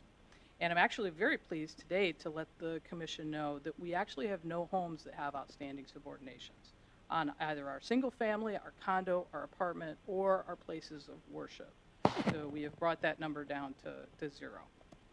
One of the enhancements that we've made out of this that we continue that has been a delight for homeowners is as part of that avigation easement process, sometimes it can be very hard to find a notary, and the port has notaries. And so we have continued the practice for owners that are within the local area that we will create an appointment and have the avigation easement signed by the port notary. Next slide, please. So these next several slides are going to be presented to you by Eric Schinfeld. He's the Senior Manager of Federal and International Government Relations regarding the FAA authorization and our advocacy work. Never heard of him. That's right. Well, good afternoon, Commissioners. Again, Eric Schinfeld, Senior Manager of Federal Government Relations. We thought this was an important part of today's briefing because the sound program is doing such great work, but of course it is bound by current federal law. That installation can only take place within that 65 dNL noise contour. That installation can only happen one time. And so we've been working very hard with our partners, both in Congress and also our local community partners, to see what we can do to change some of those policies to create even more opportunities to do this important sound insulation work. The main vehicle for that right now is the 2023 FAA reauthorization bill. This is a bill that runs about every 5 years or so. It sets all of the FAA policies, programs, and funding. And so this is the year where if we want to make major changes in FAA noise policy, this is the year to do that. We are currently in the process now where the House has actually finished passing its bill. So the House has drafted and voted successfully with a huge margin, 351 to 69, in favor of their bill. The Senate, unfortunately, is in an indefinite postponement over a controversy related to pilot training hours, commercial pilot training hours, which is very unfortunate. But hopefully they will resolve that at some point in the near future. The House and Senate must both pass their bills, compromise version of those bills, and then pass it by September 30th of this year, or else they will need to pass an extension. And that extension hopefully would be a short extension. But just to give you some context, the last FAA bill had 6 extensions before it was successfully passed. So we will see how it goes. Next slide, please. So I mentioned our advocacy work. We've been working with through the START Federal Policy Working Group, our committee with the 6 airport cities, to identify what we identified as 7 policies to advocate for to address some of these issues related not only to aircraft noise, but also aircraft emissions. And Commissioner Mohammed was one of the individuals who traveled with us at the end of April to advocate collectively with our city partners for the inclusion of these 7 policies in the FAA bill. And I'm really pleased to say that 4 of those 7 policies are in either the House or the Senate bill. So obviously that trip to DC was worth it. We're really pleased about that. You'll see those bolded there on the list of 7. The bold ones are the ones in the House or the Senate bill, and the ones that are bolded, the one that is bolded and in italics is in both the House and the Senate bill. And you'll notice that that one is the deadline for FAA action. The way we wrote this policy was that the FAA will have to create a community advisory group with airlines, airports, airport communities, several federal agencies to advise on potential changes to that 65 dNL noise metric. Within 1 year, they must complete those recommendations, and then 6 months after that 1 year, the FAA will have to make a final decision after consulting with Congress. So really exciting that we were able to get that policy into both the House and the Senate bills. Obviously, that means it has a great chance of success once the FAA bill hopefully eventually does pass. You'll see others there of particular importance as well as we continue to work, including a study authored by Representative Smith on ultrafine particulates from aircraft. So we are still working. Of course, 4 is great, but 7 is better. And so we are working to include additional policies in the House and the Senate bills.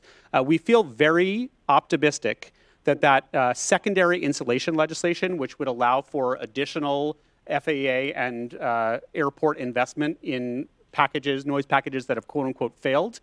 We do feel optimistic that will be included in the Senate bill upon Senate Committee markup, Senate Commerce Committee markup, if and when that does happen. So we think that 5 and maybe even 6 of these policies are possible in the final bill. Next slide.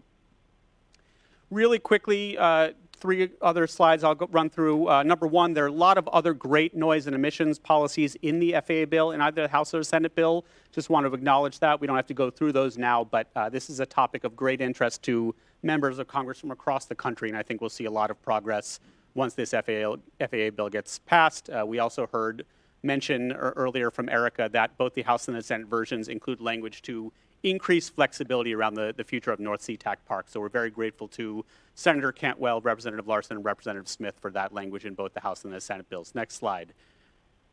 Beyond the FAA bill, I want to call out really quickly appropriations and grants. Thanks to Senator Murray, the Senate Appropriations Committee just passed their transportation appropriations bill for FY24, which may or may not begin on October 1st of this year. And that bill, thanks to Senator Murray, includes language that would allow for FAA funding to be used for a study of failed insulation. Now, this would not fund secondary insulation, which is the language that we're working on in the FAA bill, but it would allow us to use federal dollars to get a better sense of the actual scope of the problem. Go out, survey people, do work to really understand how many homes and buildings might actually have failed insulation. So we appreciate Senator Murray's support on that. And then I want to call out Aviation Finance for the amazing work they're doing to secure federal funds. Most recently in June, $5 million for places of worship. Robert Jacopetti here, all nice and tan, back from his vacation. We actually have started calling him the baker because of how much dough he's bringing to the airport for this program. So it is really, really important, and I know getting these federal dollars and more federal grants is a top priority for commissioners, so we're really delivering on that work, and really all the credit to Robert. And then finally, last slide, I do want to say that, we've been working through the legislative process on potential changes to that 65 DNL metric. We met with the FAA when we were with our START fly-in April, and we said, hey, we really want you to do a public comment period about the 65 DNL metric. They said, well, we're thinking about it, we're not sure. And then 2 days later, they announced this public comment period on the metric. So all credit to Commissioner Mohammed for that. So you can check it out. It's at faa.gov/noise policy review. And they are really, really explicitly asking for how should the 65 DNL metric change. There are a number of options they're looking at. Is that keeping the 65 DNL but changing the algorithm, weighting different things differently? Is that switching to a different metric or metrics? Is that using the 65 DNL in combination with other metrics? So they're really looking at a lot of different options. And of course, this has implications not only for who's eligible for sound insulation, but also for NEPA review and land use compatibility planning and other things. So it's really exciting. And again, I think this process they're doing right now is very complementary with an E to the policies that we're pushing with the FAA bill to actually have a deadline, once this work is complete, a deadline for actual implementation of this work. This was going to be due on July 31st, the end of this comment period. A number of stakeholders, not us, advocated for the deadline to be extended.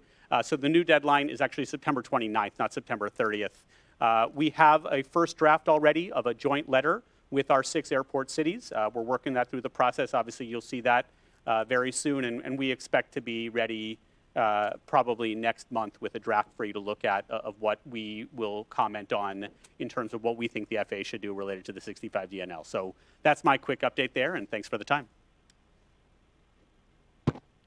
Thank you, Eric. So for our local sound insulation program as it relates to the failed packages, as we've previously shared, we do plan to incorporate into our upcoming Part 150 a failed packages study. Whether that will be part of grant funding or private or funded by the port itself remains to be seen. The state law did allow for us to be able to pursue re-insulation, and as previously noted, there are not yet grant funds allowable for this. And our goal of doing this study through the Part 150 is to be able to kind of create a synchrony with many of these other efforts that are ongoing, not only for those homes that are pre-93, but also potentially for post-93. And as stated, we currently do not have a funding source for that. And so that does become one of the things as part of our Part 150 study that we hope to identify. I can also share that we do have our consultant on board for the Part 150, and we will be holding a internal kickoff meeting with them starting next month with technical data analysis beginning later in the year, and then public outreach to begin shortly thereafter. So much more to come with our Part 150 study and reinstallation. So next, we can go to the next slide. I'd like to hand it back over to Steve and Robert. They're going to talk about our program funding, estimates, and risks.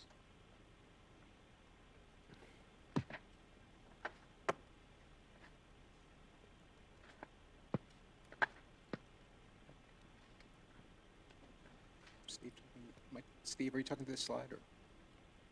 Well, I'll talk to this. Yeah. Go ahead, Robert, if you Yeah. just want to talk briefly about that. Sure. Yeah, Robert Jacopetti, the Aviation Grants Program Manager. And I want to put some numbers to what you've seen that Julie's presented.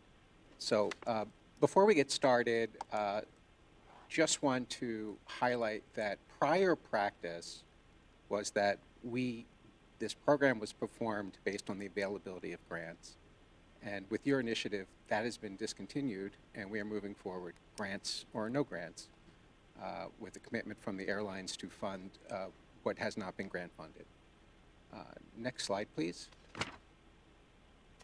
That being said, we've gotten plenty of grants since the Commission's initiative was kicked off to pay for everything that we've done to date, or everything that's eligible to date.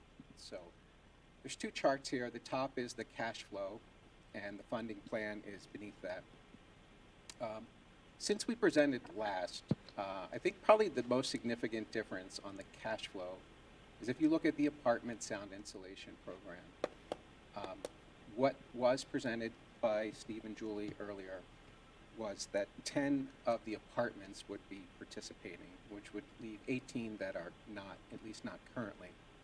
And so you can see on the beyond 2028, the $50 million that is kind of pushed forward outside of the 5-year horizon. Those apartment complexes are eligible, so they may come back into the program, but for now they're not. And so I think that is probably the most significant change you're seeing on the cash flow plan. Going below, we're translating that into the funding plan. To date, since 2020, we have received $35 million in grants. So we're averaging $7 million a year on grants. We're assuming $10 million a year based on this plan of finance. Given the programming the FAA has done, those figures could go as high as 20 per year. So it fluctuates based on the availability of grants.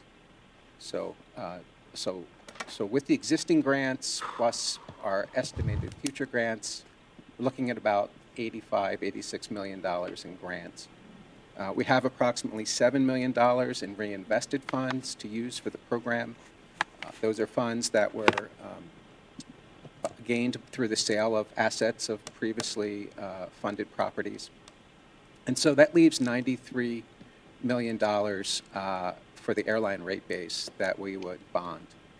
And so the last time we presented this funding plan to you, we were concerned that, again, without the grants, that we would have a funding concern, and we were prepared to use commercial paper for interim financing. So for the time being, we do not need to use commercial paper. So, but we have the capacity in the future beyond 2025 should we need it. But I think through 2024, we have sufficient grants to fund everything that's eligible. Next slide. And I'll hand it back to Steve. Thanks, Robert. Thanks for that update. On this slide, I'm going to provide an update on a couple of our program risks. One of them being the contractor availability, especially locally, to do this specialty type of work, continues to be a challenge for the program. Phase 1 bid opening, we just completed that a short while ago. We had 3 bidders, 2 of which were out-of-state contractors.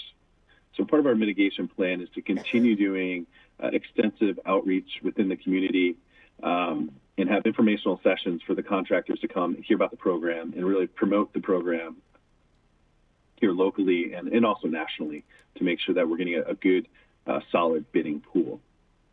Another one is the lead times for these specialty type of products, such as the sound transmission class rated windows.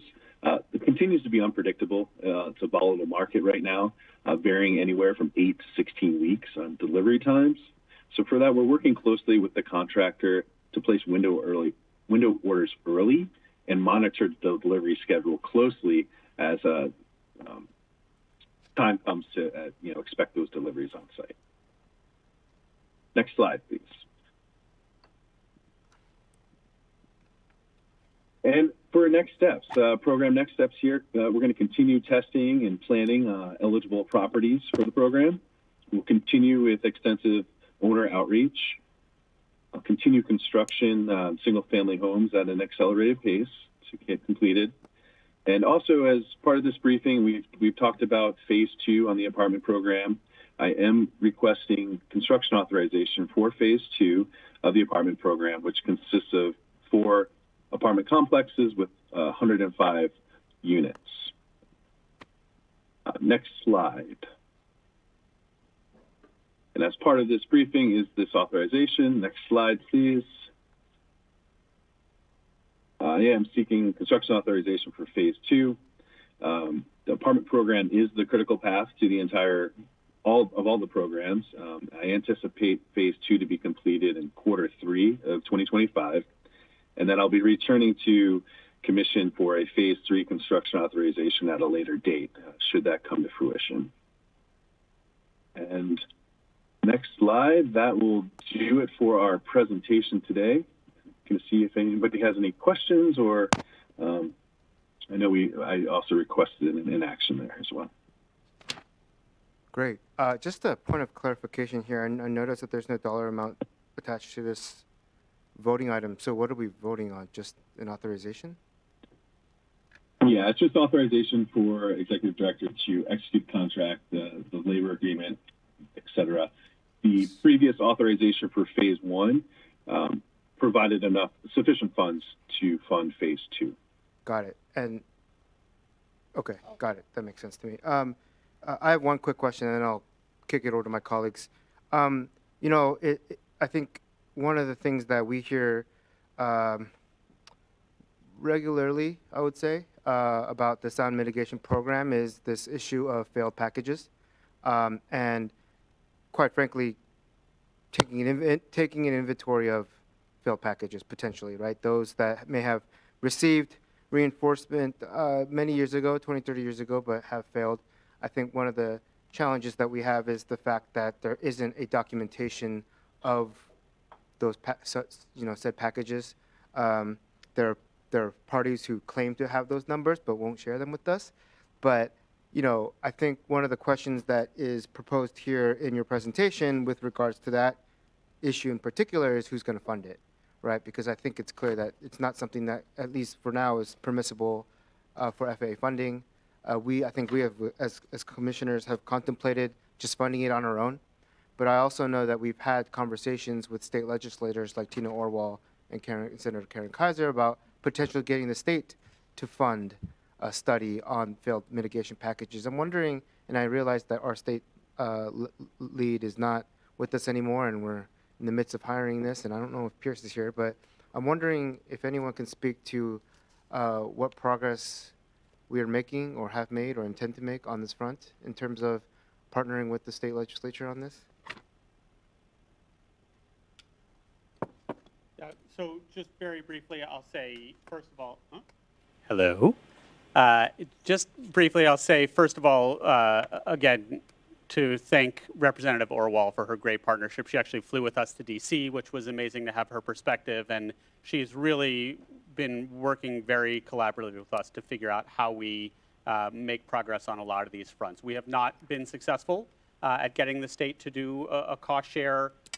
We've talked about both the secondary issue as well as, I know there's a lot of desire for the state to fund outside of the 65 DNL.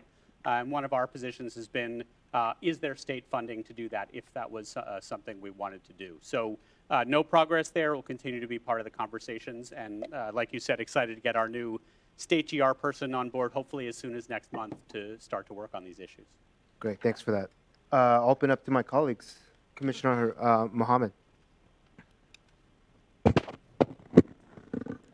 Well, first of all, I want to thank you all for the presentation. And this issue is one issue that requires really both state participation, federal participation, and port participation. And it really does take a collaborative effort to address many of the sound installation issues related to communities near the airport. And I will say I'm very proud of the work that has happened, that is happening and has happened even before I've joined the commission. And it continues to be a challenge, and I think we've made great progress in this last year. I really appreciated being able to go on that DC trip. There was a lot of great conversations that came out of it, and actions as well with the FAA reauthorization bill to have 7 of our priority areas, having 4 of them included in that bill is great for all of us. And so I just wanted to say that. And I like how, Eric, you defined Robert as our, what did you call him, the dough? Bringing in the dough, the baker is necessary. I have to get you a tag that says that or something along those lines, a hat that says that. It would be great. This is, it's really an expensive program.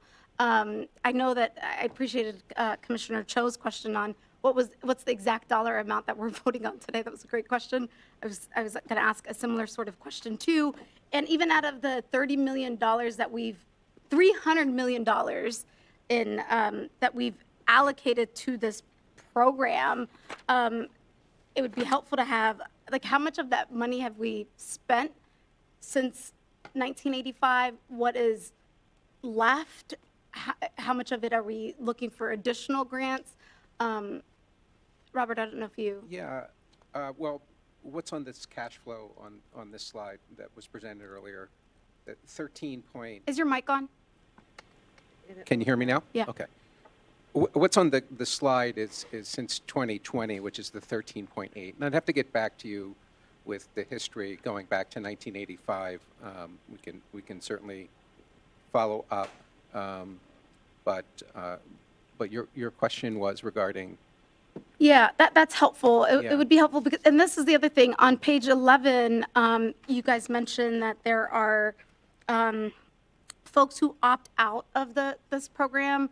My first question is, are there reasons why folks are opting out? Do we capture that? Do we ask that question? And then 2, I'm sure in our projections we are including how much it would cost to installate their homes. Is that included in the $30 million? But if you could answer my first question, that would be helpful. Yes. What's the reason they're opting out? Yeah, thank you for that question. Real estate it's interesting. You would certainly, and when you think about our program as a whole, so oftentimes I explain to people, everyone within specifically single-family homes has been telling us no for 30 years because the homes that remain eligible were eligible in 1985. And so, you have situations where there's health issues. And so certainly during COVID, we ran into that. We still have some homeowners that are just, they maybe have elderly folks, they are immune compromised, they don't want us in. So you also have, in some instances, it's landlords that actually, ironically, their tenants don't want to have us in. And so we've had rental properties that have pushed us back for that reason. We've had instances in which just over the course of time there was interest, but one particular home had a tree fall on it, and they have to fix the roof and a number of other things before the home would actually be eligible again for sound insulation. So one of the things that we try not to do is sort of put our spin on why somebody doesn't. Our goal is just to be the best educators that we can be and try to make the program as easy and accessible to access as possible, make sure that people have all of the information so that they can make an informed decision. Sometimes with real estate, people have other plans that they just haven't included us in, and that oftentimes goes into why they're declining the program in the moment, but then can come back in several years later. And then, so if it's condominiums or apartments, I'm assuming that we're obviously putting aside a lot of chunk of money to insulate that to begin with. So then what happens when that condominium or apartment owner decides they don't want to they don't want to move forward? Then do we move forward with some of the places of worship or the schools? What happens next? Yeah, thank you for that question.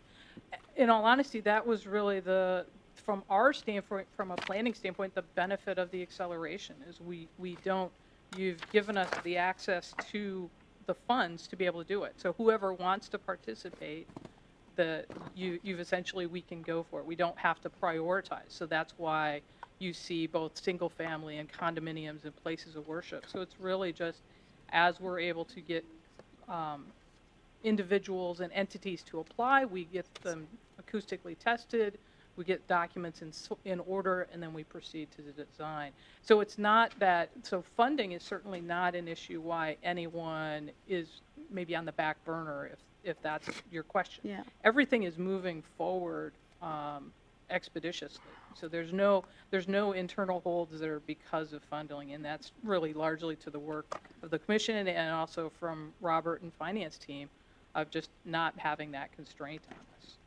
Yeah, thank you. That's really helpful. And Commissioner Cho asked this earlier. It is true. One of the biggest sort of concerns that we hear from constituents is previously insulated homes having issues today and them wanting to be assessed. And I just want to thank you all for including that assessment process and being thorough to include that in the Part 150 study. I think that is the right thing to do, is to have an actual strategy and a plan to identify who those individuals are and what our response will look like. My question is, now that we have secured a consultant, and I think there's a coordinator that's been hired for that position, is there any timelines that you guys will be able to share with us as a commission on as to when some of that strategy will be daylighted?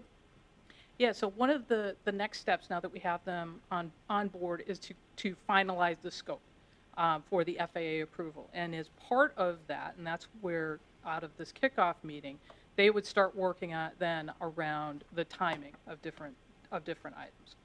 So understand that one of the things, and this is why we wanted Eric to present all of the advocacy work that's going on, is one of the things we want to also do is make sure coming out of the study that we are aware of any direction that the FAA might be going in terms of what would be eligible, so that way we're capturing it holistically, so that we're not maybe having to go back to people at different times. And so we want to be very thoughtful about it and understanding that because we are one of the longest standing programs dating back to '85, many of the concerns of our constituents might be different than in other airports. And that is certainly why we have been pushing much more at SEA, knowing that we have some of the more longer standing packages than maybe other airports that have newer programs. My last question is just a quick follow-up, and then I'll pass it. So the Part 150 study can take, a long time to do. Is there a plan to accelerate that part of the work?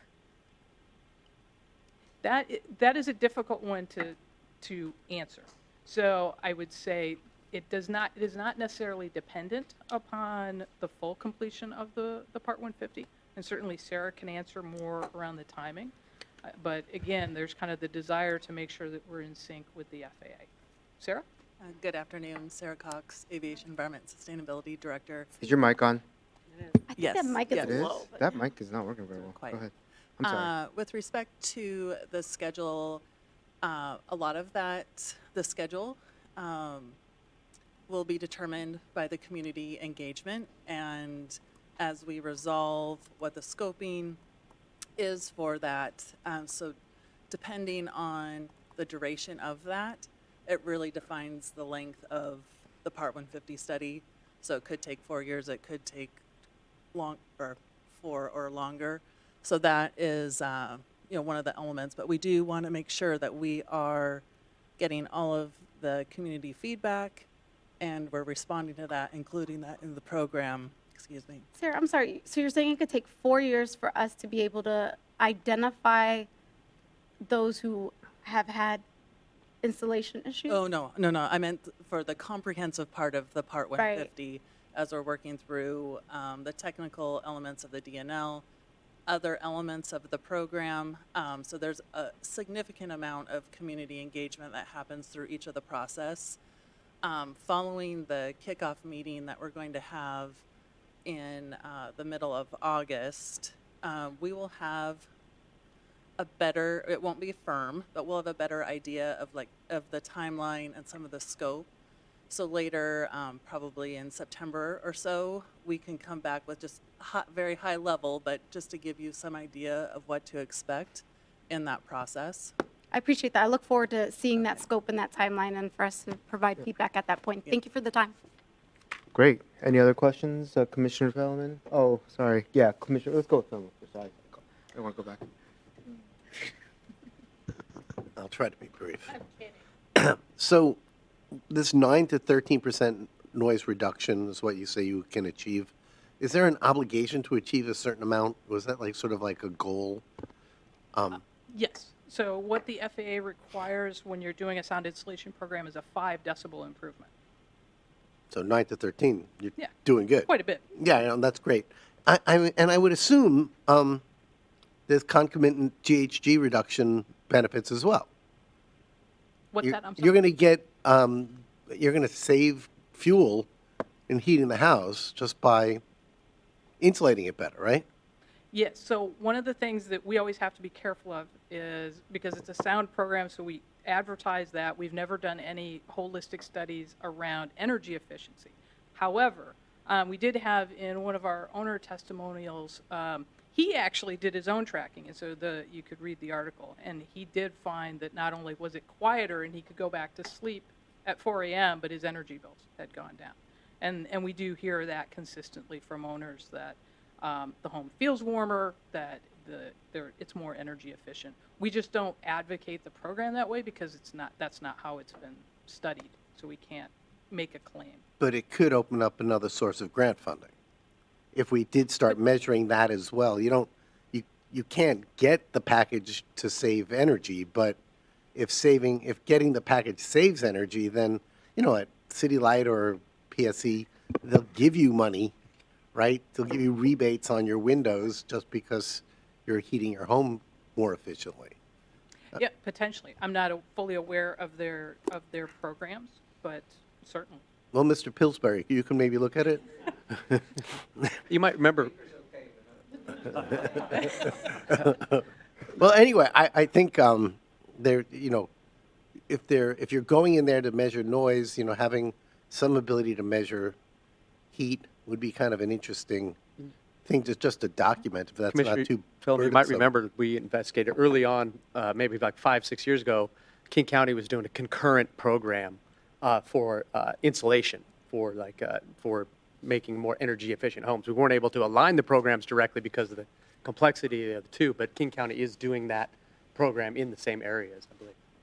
So I'm just, that when you get the benefit, though, I mean, if we're contributing to making and by the way, contributing is like, we spend 20% and FAA pays 80%, isn't that the way it works? Yes. Right, so are these numbers reflecting the total cost or our cost? On page 24. Total cost. These are the total costs. So Those are representing total cost. these are the total costs. So that would include, there are some costs that aren't FAA eligible, and primarily staff time that is capitalized. But the FAA does pay for design. They pay for acoustic testing. They pay for the construction. So they pay for more than they would normal capital projects at the airport. It would be just interesting to see in terms of what's really coming out of our pocket versus the total cost of the project. As far as we're concerned, it's the only part that matters. Yeah, we could break that out. Steve, was it about 10%? Approximately. Yeah. Oh, okay. And then finally, I know this is brought up in the past, but doesn't this provide a potential opportunity for like a workforce apprenticeship type program? If we're going to be paying for bringing those folks out there, couldn't we be bringing, having opportunities for other folks to join them to learn about setting a window and framing and all that good stuff? Actually, Steve, if you want to answer that ties Yeah. in with the PLA for the apartment program. Yeah, thanks for that question, Commissioner Feldman. So our major works contract, the first one is going to be the phase 1 apartments, which were in the award phase of that procurement. That one does have a project labor agreement, which has apprenticeship goals and requirements. And also the authorization that I'm seeking today for phase 2 will also have a project labor agreement, will also have apprenticeship labor requirements and goals as well.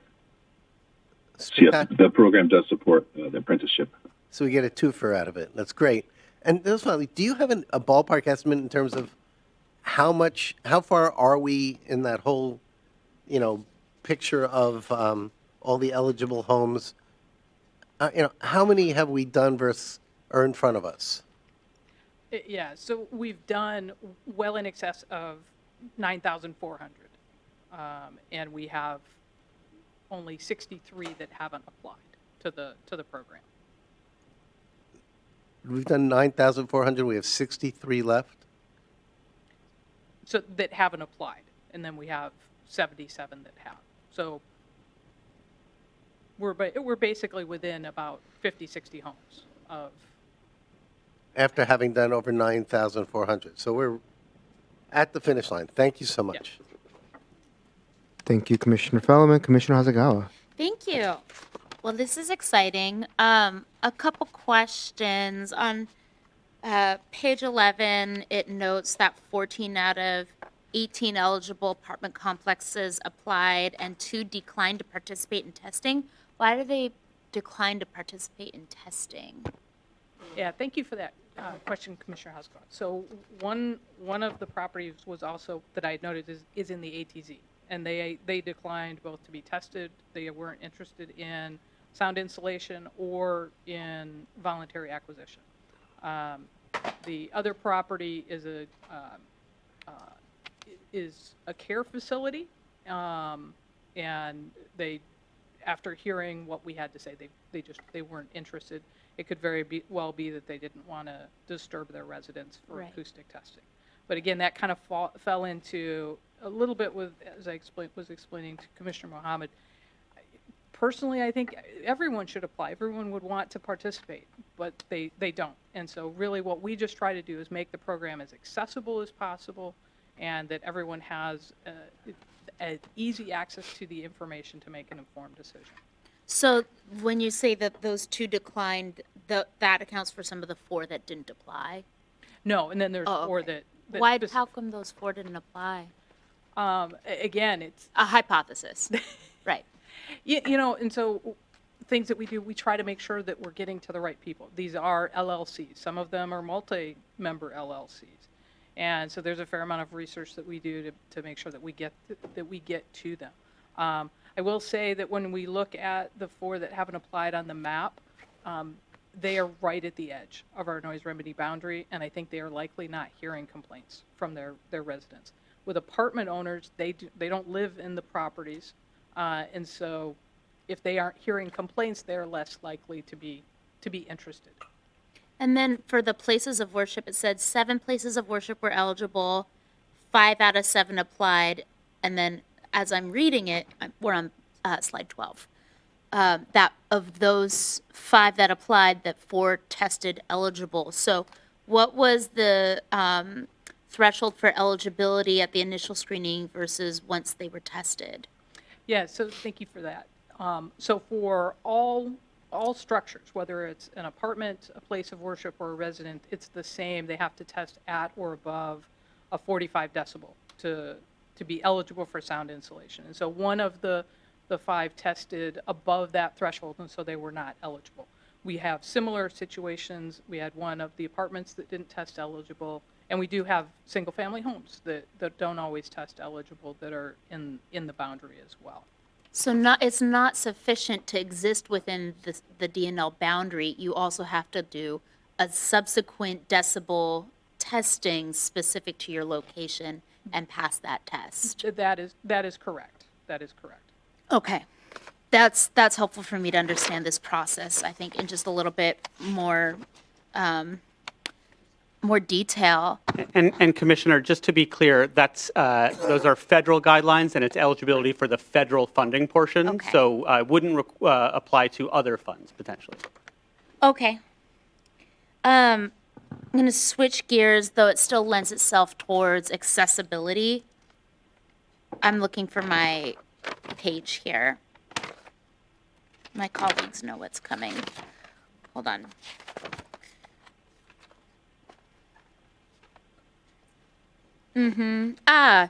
Page 8, if you would, please. Slide 8. So the equity, diversity, and inclusion recommendations and implementation, including an enhancement of the website, videos, press releases, blogged, and a virtual handbook, and promoting Google Translate tool utilized on the Port website. So Google Translate is a minimum. I mean, it's something that we offer because it is a resource that's available for free. And it's also notoriously insufficient and inaccurate. And so that's, we call it the minimum effort. And so I am calling forth our language access plan that we recently passed and the timeline that comes with that for us to do a port-wide analysis of working closely with external relations to understand some of those vital resources and what, including on the web-based server, should be translated. You know, I'm of the opinion that this is a vital resource for folks that should be adequately translated. I will even admit at the state level that we have used Google Translate as a minimum until the state legislature funds us to be able to pay for professional and accurate translation services, which actually functions the same on the back end through a widget, through a toggle feature. But it's accurate. And from the user experience, it's intuitive and it is incredibly simple. So instead of going into questions for, you know, Michelle and others about who our hosting site is and what it can accommodate, I think it's more of a budget question for us, which is why I'm glad that Commissioner Mohammed and Commissioner Cho asked for clarification on this, because authorizing renewal is one thing. It's a grand sum of $133.5 million, which is more than sufficient to include a nominal expense like professional translation, particularly of something like a handbook that is, you know, almost static. It will be updated here and there, but it's, you know, word for word can be translated by a professional and then easily uploaded so that it can be accessed by community members. And then I'm looking at our summary of expenses at the back that you provided and that we sort of went over by project, but it'd be helpful for me to understand how public relations and community engagement is specifically built into this strategy and into this budget, because that language access aspect is so, I think, important here given who the constituency is within the DNL boundary. So with that said, it's a nominal amount that does fall under delegated authority to the executive. It's not going to require any sort of special action for us at all, but it is the will of this commissioner that for this project, that all of our hours facing our website and that in particular the handbook be professionally translated into the top spoken languages within the DNL boundary. So one thing that I do want to clarify is, so for the actual handbooks, yeah, when they go to the owners, they are professionally translated. Very good. So we have as part of our program, we have service directives for language services. So we really do, and I completely agree with you. The Google Translate, we're not calling it the gold standard. It's the conversation starter. And so once we are able to we just want it to be accessible. And then once we have the dialogue, we do have professional translators that we use to engage with staff. We've done multi-language briefings with homeowners. And so I'm not saying we're completely there, but we have come a long way to make sure that the language barrier is not a reason for someone not to participate. Very good. And I would also note that we had talked about the multi-language postcards and letters. Again, these are also professionally translated.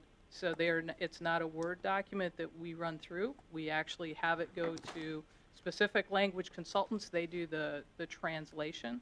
Yeah. So that it does. Because we completely agree with you that this is too important to just have it be that we've taken a cheap approach. And so we do try to be very inclusive.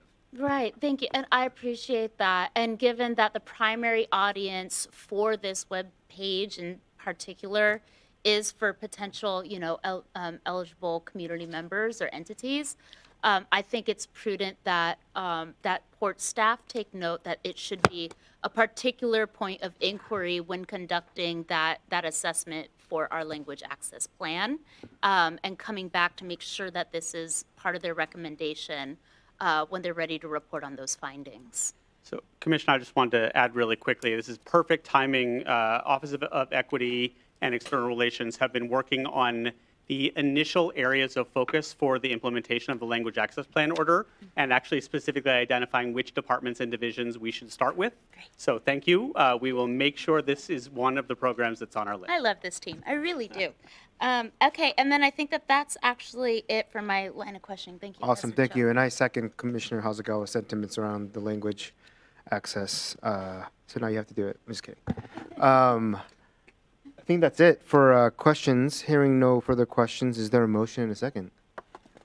So moved.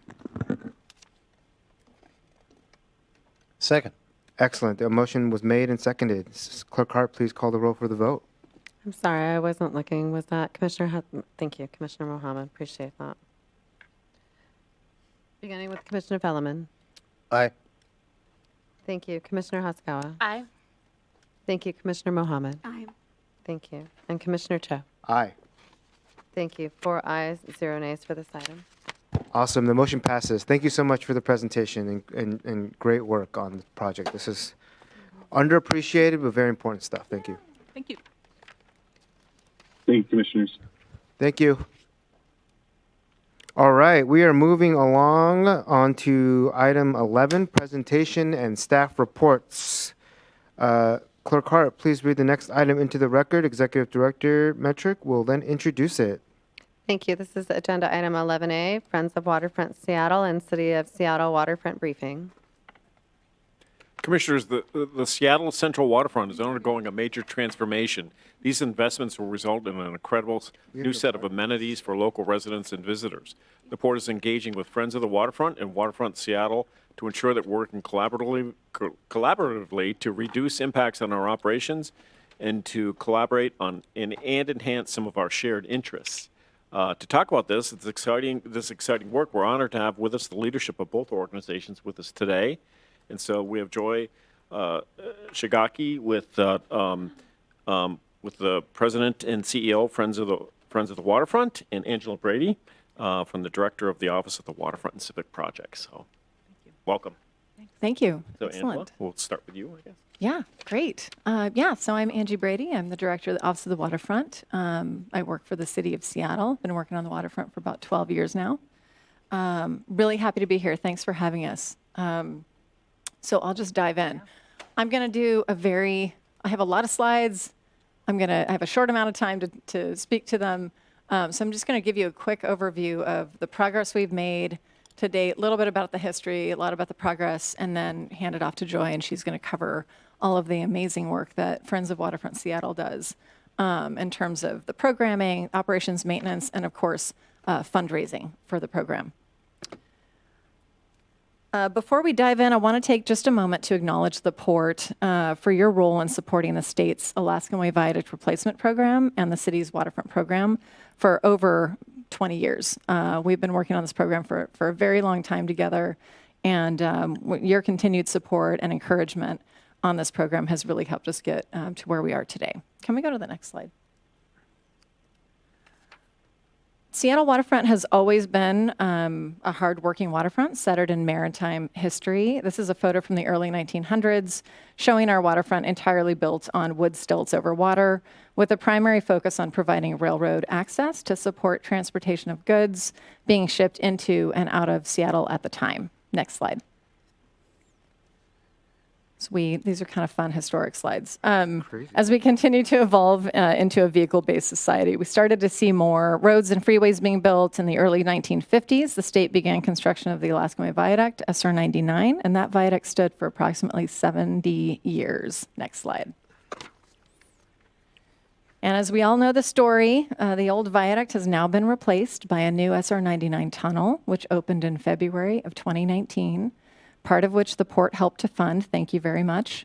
And the viaduct was demolished soon thereafter. This is exciting because it's allowed us as a city to focus on building a new Alaskan Way and Elliott Way. Very important for the port because it serves as one of two north-south freight routes through downtown Seattle, as well as providing key access to and from the cruise ship terminal down at Pier 66.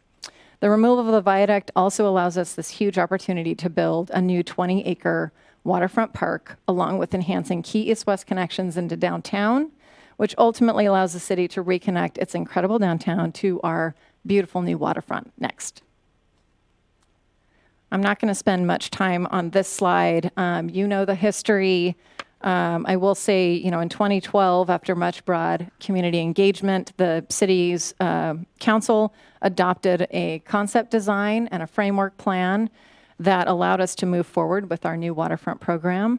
In 2013, the city created the Office of the Waterfront, which I am now the director of, and we began advancing permitting and design efforts for our new waterfront. We secured funding from the state and the city at that point to advance our work efforts. And that same year, we started construction of our new seawall, and the waterfront has literally been under construction ever since. Next. In terms of the city's overall waterfront program construction schedule, our new seawall, which forms the foundation for the waterfront, was completed in 2017. All projects shown on the screen in green are part of the waterfront program. Those that are shown in blue are what we call our partner projects. And the key takeaway here is that the bulk of the city's waterfront park improvements could not begin construction until the tunnel was open, the viaduct was down. In the fall of 2019, once most of the viaduct was down, we were able to start construction of the new Alaskan Way, Elliott Way Street, and the waterfront park, which we've built within the footprint of the old viaduct. I'll share more on that in just a moment. As you can see in this graphic, we plan to be complete with construction of our new waterfront in 2025, just a few short years from now. So pretty exciting. Next slide. I'm going to apologize a bit. We had a little mix-up on the slide on our end in terms of the cost and funding slide. This is an older slide. We're going to send an updated slide for the port and would like to update that for the record. The total cost of this program is $781 million, with city funding at $295 and state funding at $216 million. The difference in that funding relates to some of the city projects on the Overlook Walk and some east-west connections. So. Outside of the city and state funding, the waterfront incorporates unique funding sources, including the Waterfront LID, which utilizes a small percentage of the expected property value increases from downtown property owners to help pay for the new waterfront park, and philanthropic funding, which comes from Friends of Waterfront Seattle and their strong efforts to raise money for this program, $110 million, which is an unprecedented amount of philanthropic funding. So we really appreciate that. Next slide. We're making a ton of progress on construction of our new waterfront, and a few of our 2023 milestones are listed here. I'm not going to go through these in detail, but I did want to highlight that we were able to open the new Alaskan Way and Elliott Way roadway in April of this year, and thank you to Commissioner Cho for being a part of that event, and he spoke at the event very eloquently. And we saw a couple of other commissioners there as well. So thank you for your ongoing support. Let's go to the next one. We recognize we're on Indigenous land and have been committed to ensuring that tribal culture and priorities are reflected in the waterfront program. We've partnered with the tribes throughout the design and planning process. We continue to collaborate with our Indigenous partners as we build out the new waterfront park. Early on, we convened listening sessions with the tribes, and here are some of the key priorities that came out of those listening sessions. First and foremost, protecting salmon habitat and the marine environment, creating a design that reflects tribal history, art, and culture, coordinating on public programming that celebrates tribal history and culture, and that's something that Friends works really, really hard at and does a superior job at. Why don't we go to the next slide? Just a quick note that we completed the reconstruction of phase 1 of the Elliott Bay seawall in 2017. The new seawall extends from Washington Street just up to the north end of Pier 62 near Virginia, and it forms the foundation for our new waterfront. Habitat restoration and protection have been key in the design of the seawall and the Habitat Beach at the south end of Coleman Dock. And we've included elements that encourage and support salmon migration, such as light penetrating surfaces, which you can kind of see up in the upper left-hand corner of this slide, and a textured seawall that promotes habitat of species on which the salmon feed, which in turn ultimately helps sustain tribal fishing in Elliott Bay. Next. And this is just a cross-section showing the seawall with the habitat bench on the left-hand side, the light penetrating surface and glass floor up above that lets light through to the salmon migration corridor. Next. Another cool photo from down below just showing the seawall in all its glory. Next. This slide shows an overview of the projects included in the waterfront program. Our work spans from King Street at the south end in the Stadium District, all the way up to Bell Street and Belltown at the north end. And as you know, the spine of our program includes construction of a new Alaskan Way and Elliott Way along the former footprint of the old viaduct, and a new linear park along the water's edge west of the new street. We're also delivering a mix of projects that improve east-west connections into downtown to the waterfront, including 4 pedestrian bridges, a host of pedestrian and bike improvements along key corridors downtown, 2 new overwater piers, and several key partner projects, including a new a market front at Pike Place Market and a new aquarium expansion at Ocean Pavilion. Next. This is a typical cross-section of our waterfront. It just highlights the fact that the Alaskan Way roadway has been built within the footprint of the former viaduct. You can kind of see the ghost of the viaduct in this visual on the right-hand side. 2 lanes in each direction are provided on Alaskan Way. We have, we're constructing a 2-way dedicated bike path that spans the entire length of the waterfront, separated from vehicles, separated from pedestrians. And then, of course, we are building a new waterfront park promenade, which is shown on the left-hand side of the screen here, which dedicates plenty of space for pedestrians with seating, landscaping, gardens, a boardwalk, and a unique mix of art and cultural wayfinding. Next. One of the city's key priorities for the design of our new waterfront is environmental stewardship and the protection of Elliott Bay and Puget Sound. And a key part of this work was to focus on the natural treatment of polluted stormwater prior to its entry into our waters. And we've done that through an array of what we call green stormwater infrastructure facilities that span the entire length of the waterfront. So we're able to treat an annual average of over 10 million gallons of stormwater runoff every year. Pretty proud of that. Next. And these are just a couple of images. Why don't we skip through? Why don't you go to the next one? Another image showing some of the green stormwater infrastructure on the east side of the street. Next. We also have on the promenade some tide line, what we call tide line terraces that provide additional stormwater code requirements for water quality. They go beyond the stormwater code requirements for water quality and some of the treatment that we're doing on the promenade side. Next. In terms of street function for Alaskan Way, they vary depending on where you are in the corridor. The south end demand is very high. We're accommodating full-time dedicated transit lanes in each direction for King County Metro that serves all of Southwest King County to get folks to and from downtown Seattle. We are also providing two queue lanes between Main and Yesler Way to support Coleman Dock's operations, one of the largest ferry terminals in the entire nation. For the most part, we have 2 lanes in each direction from Yesler all the way up north into Belltown.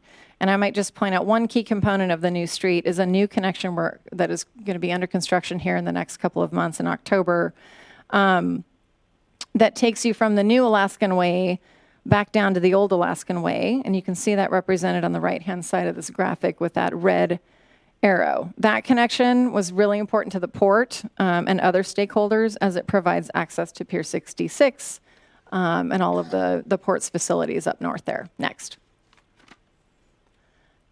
Just running through a couple of graphics showing some of the projects, and then I'll hand it off to Joy here. This is a habitat beach that we built as part of the seawall project. We just recently opened this to the public. We're really proud of it. It's opened on July 1st, and we're working right now with the state. They actually have a project, an art project, to install some indigenous art on this beach. So we're actually going to be closing it back up in the fall, allowing them to install that additional art, and then doing a grand opening celebration with friends next spring, as they have a plan to put a tenant in the old Washington Street boat landing that's shown there kind of in the black color on the right-hand screen. There you can also see Alaskan Way and the fact that we've constructed most of the roadway in the south end, so we're pretty proud of that. Next. We have a project in Pioneer Square that is an improvements project for pedestrians and bicyclists, and it's one of our key east-west connection projects that connects Pioneer Square to the new waterfront. That project starts in October of this year. Take us about a year to build that, and we'll be done next fall with that one. Next. We have another project in the heart of downtown at Pike Pine.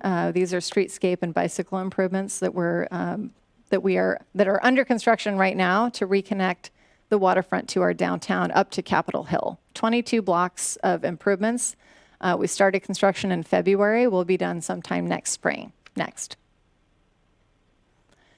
We completed construction recently of the Union Street pedestrian bridge. This was opened in December of 2022. This is a connection from Western Avenue down to the waterfront.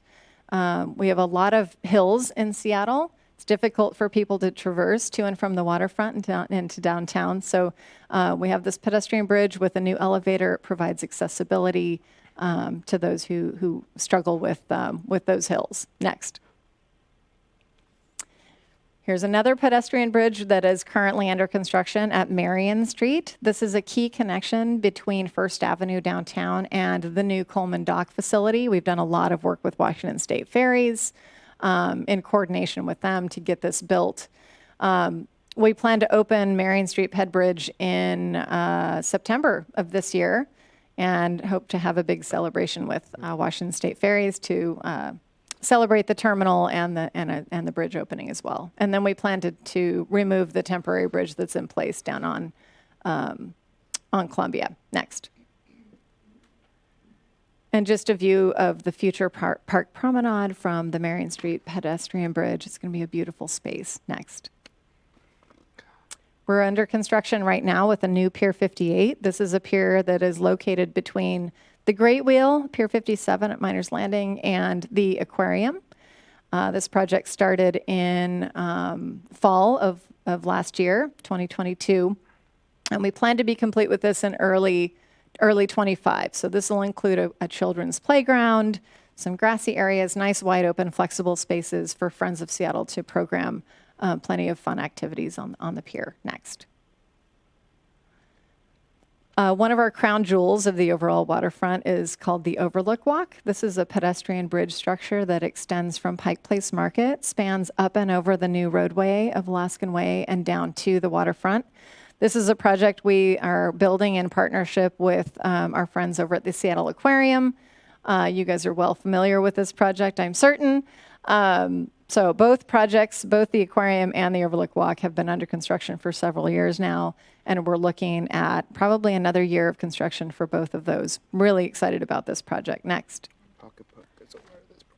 And a really fun construction photo aerial, just looking at some of the progress that has been made on both of those projects, as well as on Alaskan Way. Next. A rendering of Seattle Aquarium, Ocean Pavilion. Next. Just wanted to note that Pier 62 was one of our, what we called our early win projects. So this was a project that we were able to build before the viaduct came down. And it actually opened in September 2020. It was a tough year to open a new park, but you know, that's where we landed. And Friends has been doing some incredible programming of that pier ever since. Can you go to the next one? You know, they've just been doing a phenomenal job making sure that that people have an amazing space to come down to and visit. And I'm going to actually let Joy take it from here and talk more about all of her great work down there. Thanks, Angie. Thanks so much, Executive Director Medtruck and Commissioners, for the invitation to talk a little bit about our work with Friends of Waterfront Seattle and what is an extraordinary new urban downtown park that the city really deserves. Let's see. I think it's actually a different PowerPoint. You need the second deck. Yeah, the second deck. Yeah, Thanks. give us a moment. We'll get that second deck up.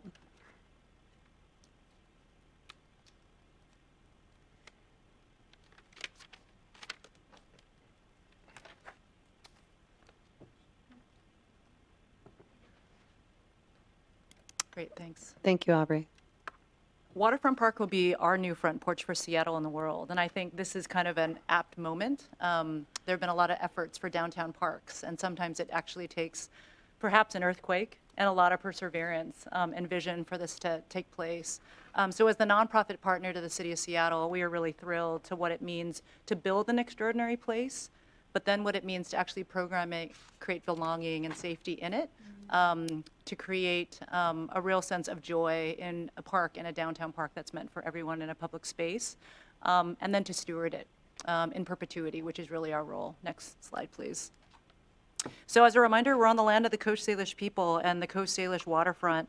For us, it's a real reminder about the fact that those people have resided here since time immemorial and continue to thrive. Much of our work also is centered in listening to Indigenous voices and to communities and embedding that in our programs and in how we activate the waterfront. Next slide, please. There are not many opportunities to really create kind of iconic moments, and I think we're really there with Waterfront Park and this new front porch. This is the largest civic project in the history of the city, and what this new 20-acre civic investment will be an amazing catalyst. It's going to be a major catalyst for reinvestment and revitalization of our downtown and our region. It's going to attract an anticipated 8 million people, new visitors a year, which is extraordinary. I think that could be a conservative number. But we know that it's going to bring people, and especially locals, this is going to be a park that really people feel that sense of connection back to the waterfront and a new reminder of the history of this new generation of the dynamic waterfront, including a working waterfront, a lot of rich history and business and connection to cultural gems and institutions, including the Pike Place Market, the Seattle Aquarium's New Ocean Pavilion, which the Port I know has supported and is a real partner for us with Friends. And it will open in 2025 and be an incredible place for a new world-class experience for everyone. Next slide, please. So a little bit more about Friends of Waterfront Seattle. We are a 501c3, and we're specifically a partner to the City of Seattle. And we're responsible, as Angie mentioned, to fundraising and programming and stewarding Waterfront Park now and for generations to come through public-private partnership.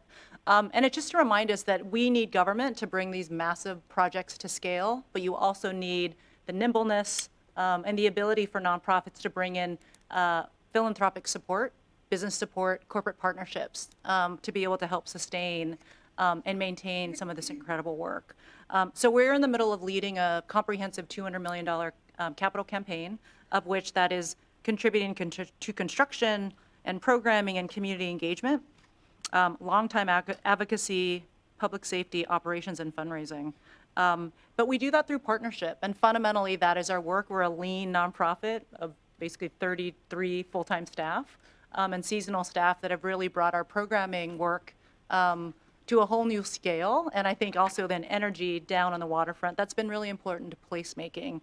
But that partnership includes our partnership with the Port, obviously, and an invitation into that deeper work as we think about the future and our alignment and our goals and the work and really the connections that we'll have to visitors and tourists and to many of the other commitments that you have in our region. But this is really about creating a park for all. You can build a place, but the real question is, how do you create that sense of belonging and placemaking in the process? which is why organizations like us are really important to create that connection back to community, to be able to ensure that there really is that sense of ownership of public space. That's the shift from the days of creating parks in neighborhoods or parks in places where not everyone felt that sense of safety and connection. We are part of the Highline Network, which is a network of large infrastructure parks, kind of reclaimed infrastructure like Highway 99, the High Line, old railways, that have the ability to create new open space, but also have the ability to really ask the question, how do we create equitable spaces in our cities? And we've seen a lot of transition since you've seen the High Line come online in 2007, but many other parks, the Underline in Miami, the Beltway in Atlanta, there are nearly 100 urban park projects happening in cities throughout the country, and we are going to have an extraordinary one of our own. Next slide. So equity is a large part of our work, and again, going back to that question of if you're placemaking, how do you ensure that it's a place that really people see themselves in, and also ensure that there's really democratic access to these spaces? We acknowledge as an organization, you know, the historic and existing racism embedded in our city, and we are committed to becoming an anti-racist organization and prioritizing racial justice and racial equity within our organization, and fundamentally within this public space that we are caretakers of alongside our partners and our partners with the city. And so it's that question of how do you cultivate and really invest in inclusive spaces where people both see themselves, feel that sense of safety and connection. So we're really focusing on BIPOC communities as well as other underserved communities that people feel that sense of welcome and invitation. So we're doing that a few ways. Our work in people and culture in the organization has been very central to that in terms of how we hire and think about people who bring that value set to our work. The other piece that I'm going to talk a little bit more about is our community-centered programming. We could design our own programs, but our real approach is there's an opportunity to really develop partnerships with community partners and co-design our work together. And what we've seen is just really an incredible offering of what is a demonstration of our values here in the Northwest. And the third example is we have 2 community committees specifically designed to really get community input. The first is a pulling together committee, and that is specifically of Indigenous voices and community members who provide context to this experience. How are we sharing and considering how we're elevating Indigenous voices and perspectives as we build this park? The second is a community connections committee, which is a committee of all people of color who really, again, help to reflect on questions of safety, help to reflect on questions of are we doing sort of community-centric fundraising? What does marketing and communications look like? So that we're really doing the due diligence of this evolving practice in bringing this new public space to life. Next slide, please. So this is a snapshot of our 2022 programming on Pier 62, as Angie mentioned. Opened in the middle of COVID, not really a great opportunity for a lot of fanfare around that space. But I think what we know during the time of pandemic is public spaces became some of the most prized places for people to gather, not just safely, but also see themselves in it. So we've been programming really since 2016 along the waterfront, but with the opening of this first public part of Waterfront Park, we've seen over 81,000 people come for our in-person programming on the pier. And that's about 373,000 visitors that given year. In total, we've seen about 875,000 people actually come to the pier since it opened. We've had 163 total events and activations, 177 artists and performers be part of that, from Zumba to large concerts to block party to Waba Korean Festival. Part of our programming also includes bringing small business. And so what you're seeing here is a representation of vendors who come down. It could be a food truck. It could be someone who also has a small business to make offerings to the community. Of that, 56% were women-owned and 95% were BIPOC-owned. And as I mentioned, you know, community-centered and co-designed programs really happen through our program partnerships. So we would work hand in glove with our partners from across the city to be able to design really exceptional dynamic programming that's available for everyone for free. And part of our experience has also been ensuring that we have a visitor experience survey to those that are coming down to the pier the last few years. It's about an 8 to 10 minute survey that really helps us to understand where people are coming from across the county or even outside of King County, as well as what the experience has been like. And overall, 80% of the guests have indicated feeling satisfied and feeling that sense of safety in this place, which, you know, is an incredible opportunity to be able to ask those questions before we operate and open in our entirety, but also to make the necessary pivots that are necessary in this process. 80% overall of our artists and performers and program partners have been Black, Indigenous, and people of color. I think asking the question of how do we make that a norm in our public space, I think is a real opportunity and a sense of pride that we should all have in what we're building together. Next slide, please. So in 2023, our summer program has begun, although we have been doing programming in the winter. So if any of you happen to come down to Pier 62 in February, we had our fire pits with s'mores. We thought we maybe would get 200 people. We had 950 people on a very rainy day in Seattle. And for Lunar New Year in January, you know, from the previous year, we thought maybe we would have 500 people. We had 2,400 people. So again, this place is being built. It's being identified as a place of great belonging and connection to community, which I think is a reminder we're not only reconnecting downtown and the waterfront to community, we're reconnecting people to each other in an extraordinary way. Summer is really the height of a lot of our programming, again, as a lead up to grand opening. And so what you're seeing here are some of our large major events happening on the waterfront. We had a massive Monkeys Day, which actually was a Olympics qualifier for breakdancing, which is, I didn't realize it was a qualifying and it was a event. Juneteenth on the waterfront happened in June. We had IndigiQueer Festival in June as part of Pride Month. And this coming weekend, Pier Sounds will be Friday and Saturday evening, so please join us. You also see a Waba Korean Festival, a really dynamic block party, and welcome the port to be part of that as one of our neighbors, very embedded in this neighborhood on the waterfront. And Salmon Homecoming, which hosted its first Salmon Homecoming event since pre-pandemic last year and will continue to be a major part of our programming. But we also have small and large recreation events from Bollywood to yoga, Qigong, and Zumba. We see that on Sundays. I think one of our first Zumba classes at 11 o'clock brought in about 120 people from the neighborhood, people walking by, also probably people coming off of cruise ships just north of Pier 62 to sort of join in the fun. Next slide, please. Angie had spoken to this earlier. We have a modified, obviously, total number in the budget, which is $781 million in terms of the spend of what it takes to build this extraordinary new place, of which, as was mentioned, Friends is bringing in private philanthropy of $110 million as part of our comprehensive campaign. Next slide, please.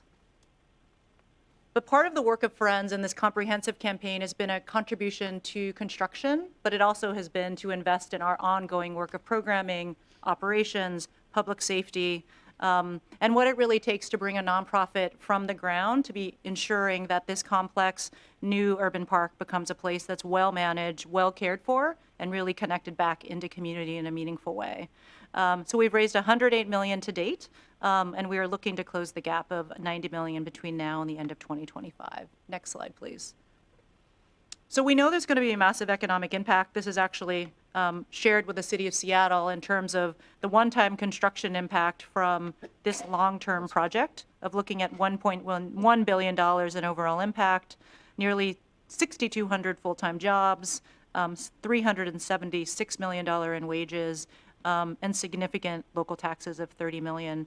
But we also know that there'll be ongoing economic impact of those coming to the waterfront between programming, operations, and really visitor spending. So when you think about the 8 million new people who will be coming down to the waterfront, as well as about 6 million people who currently visit the waterfront based on the Seattle Historic Waterfront Association's data, we're anticipating, based on a report back in 2019 with HRNA, about $288 million overall annual ongoing spending, 2,300 permanent jobs, $103 million in wages, and $10 million in taxes. We also know there'll be many other impacts from the programs and operation and visitor spending. We know there'll be lots of walkability and connection. This real project is about improving pedestrian passageway to the waterfront. Instead of going down challenging rickety staircases, you'll be coming down kind of the world-class 1 acre part of the park or down Union Street to make a much easier passage down to the waterfront, but also an invitation back into the rest of downtown and to rediscover neighborhoods because you couldn't do that when the highway was once there. Many opportunities for small and local businesses. We are really looking at doing some incubation of small businesses, along with a lot of the programming of bringing in small and minority-owned businesses to the pier and to the park. And talent and attraction of keeping people in the city and our downtown vibrant and alive. Next slide, please. So this is another snapshot of looking at tourism impact, and really I know the cruise industry too has been a major part of the fabric of this city, and certainly of the commitment that the port has to bringing tourists into the Northwest and obviously up to Alaska. The statistics in 2022, as many of you may know, we had about 33.3 million tourists in Seattle. About 5.6 million came to the waterfront, and 1 million cruise passengers at that time. In 2023 and this year, we're estimating, based on Visit Seattle's number, about 34 million tourists coming to the city, 6.5 to 6.8 million visitors to the waterfront, and about 1.4 million cruise visitors and cruise passengers. So we know that that number is on the upswing. So if we look at opening season of the park in 2025, we're anticipating, this is an anticipation, 34 to 35 million tourists coming to Seattle. We know about 6.8 will be coming to the waterfront.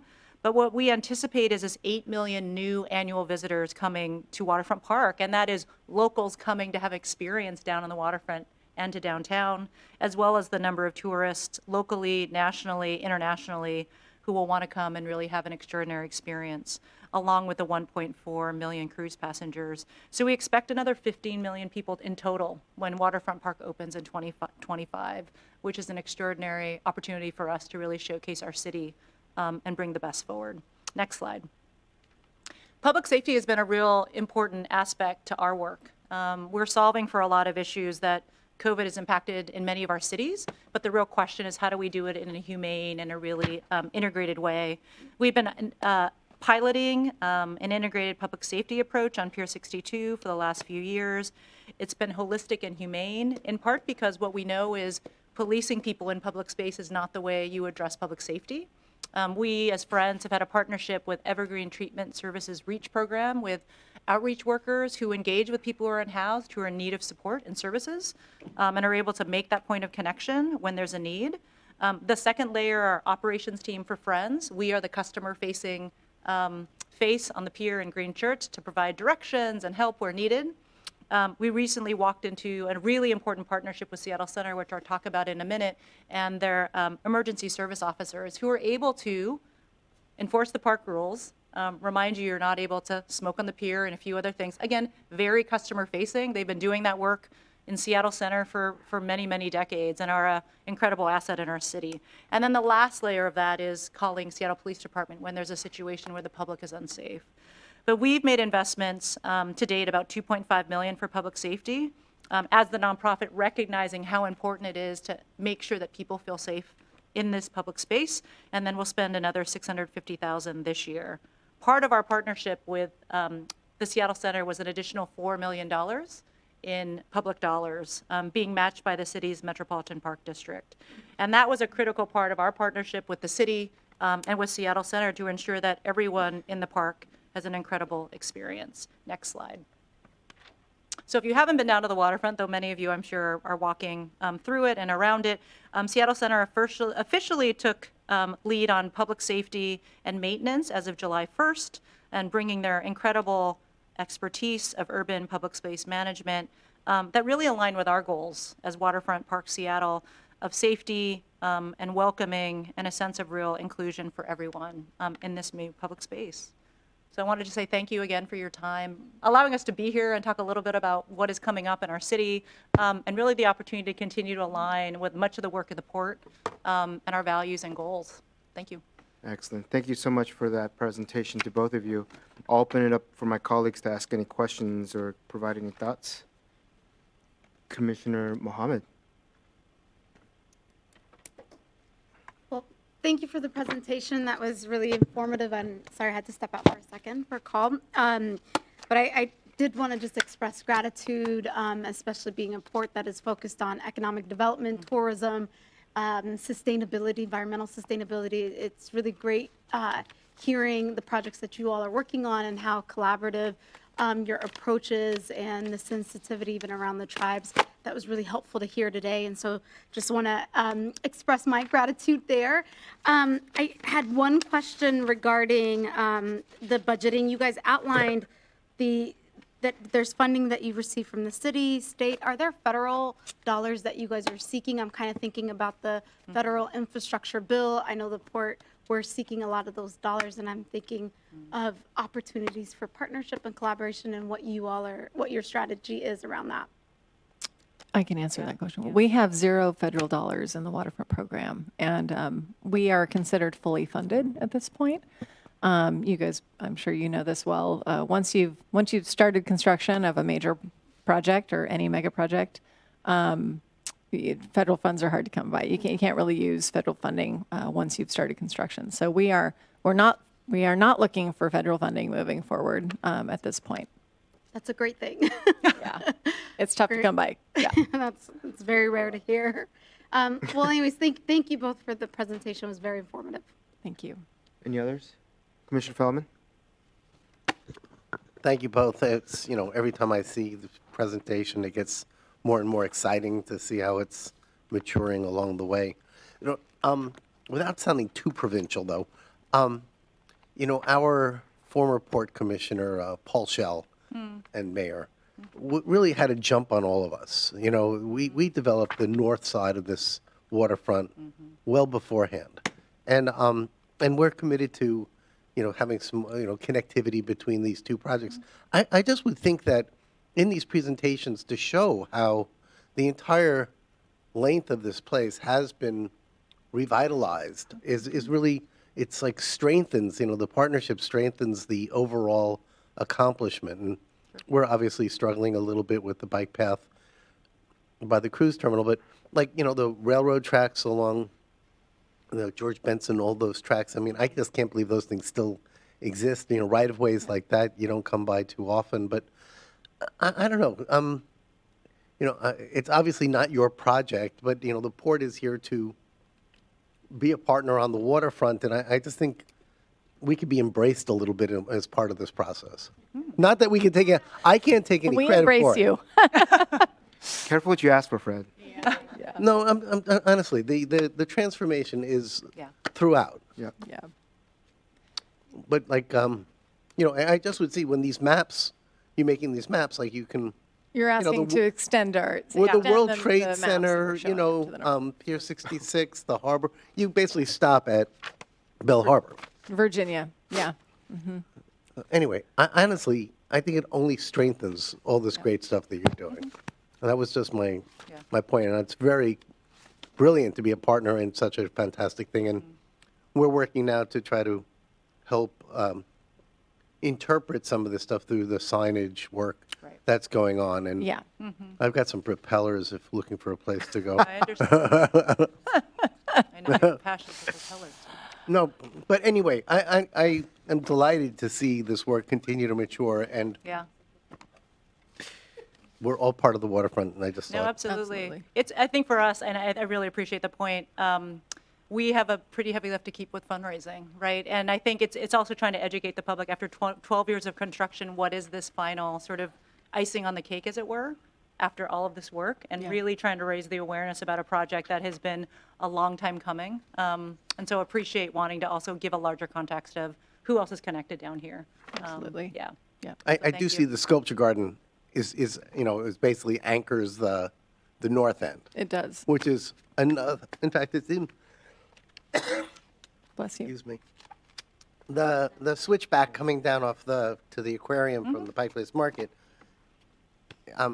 is similar, I think, of the crossover from over the sculpture garden, and it's a fantastic pairing of these two artistic things. And anyway, I just see it all in one so great time to be alive and seeing this sort of thing happen.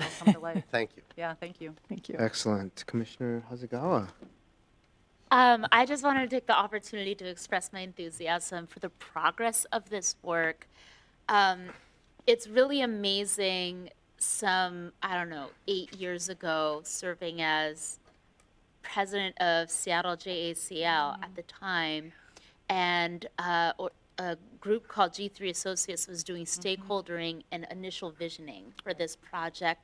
And the things that we talked about that were so important to us as community members and locals, you see deliberately incorporated into the fruits of this work and the progress. And it is really, really a beautiful framework, Executive Director, because I think what you said was there's something to making a project that feels both safe and inclusive. Is that how you framed it? Both safe and inclusive. And I get to raise my family knowing this.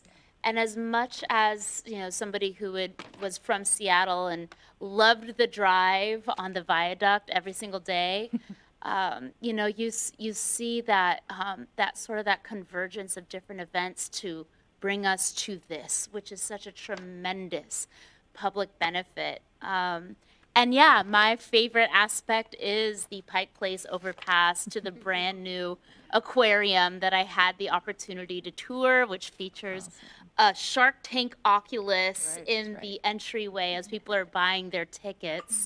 And I just got to see this amazing custom piece of plexiglass that was manufactured somewhere and then driven over by truck and installed.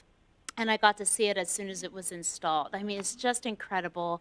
They took us up to the rooftop, and the one detail that you didn't mention, I'm hoping you can confirm this was not just my imagination. They actually have a giant slide that will take people from the top, the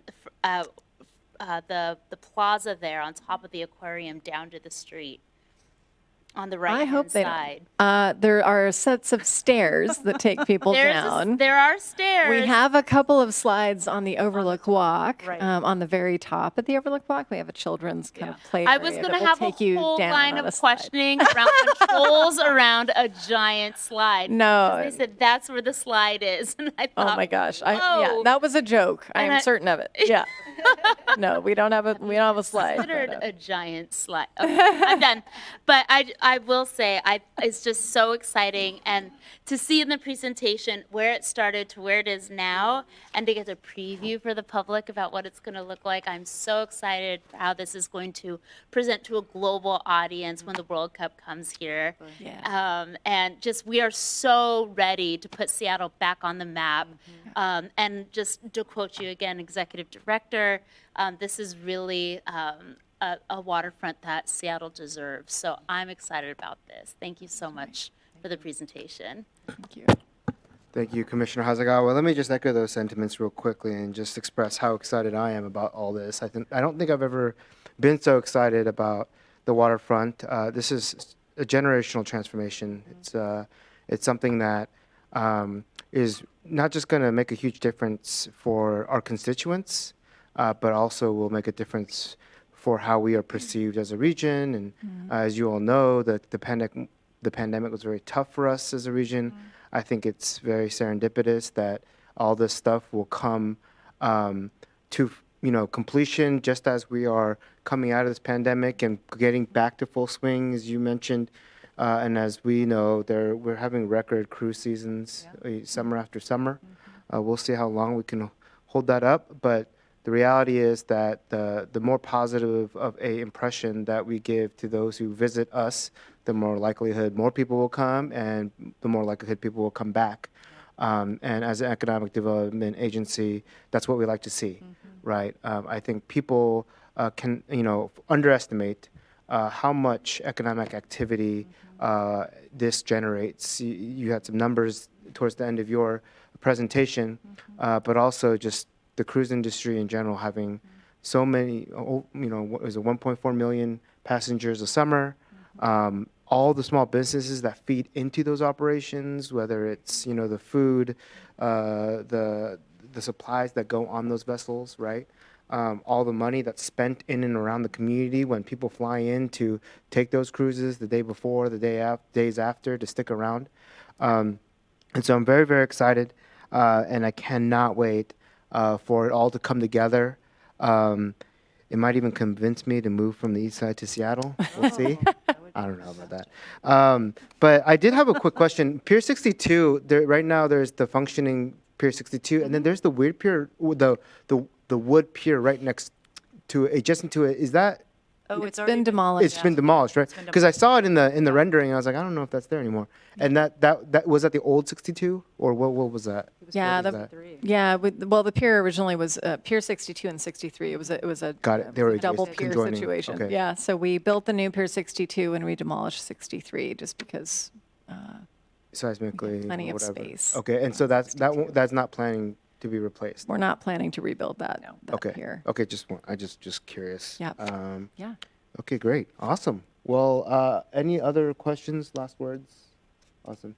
Thank you so much for your time. Oh yeah, Executive Director Metro. Yeah, I just want to say thanks for the coordination and the collaboration with your staffs, and look forward to working on that. I think just one of the great views will be from the conference center, looking back at Pier 66 from the top view of the conference center, looking back over at all the projects, and I enjoy just seeing the progress daily going up all the time, and it's in that exciting phase. And so look forward to that continued coordination, collaboration. Thank you so much. Thank you. Thank you so much. Thank you both. Thank you. Excellent. We'll move on. Clerk Hart, please read the next item into the record, and Executive Director will introduce it. Thank you. This is Agenda Item 11B, 2024 Budget Development Briefing. Commissioners, with yesterday's second budget retreat, you have now been hard at work on the 2024 budget for over a month. While we still have a long way to go before the final budget approval in November, we're making great progress to balance our need to be conservative in the face of, to be fiscally responsible in the face of economic uncertainty in the future, and with our commitment to invest in our core programs, operations, people, in the community as well. We're pleased to present an update on our budget planning work today and for the public's benefit.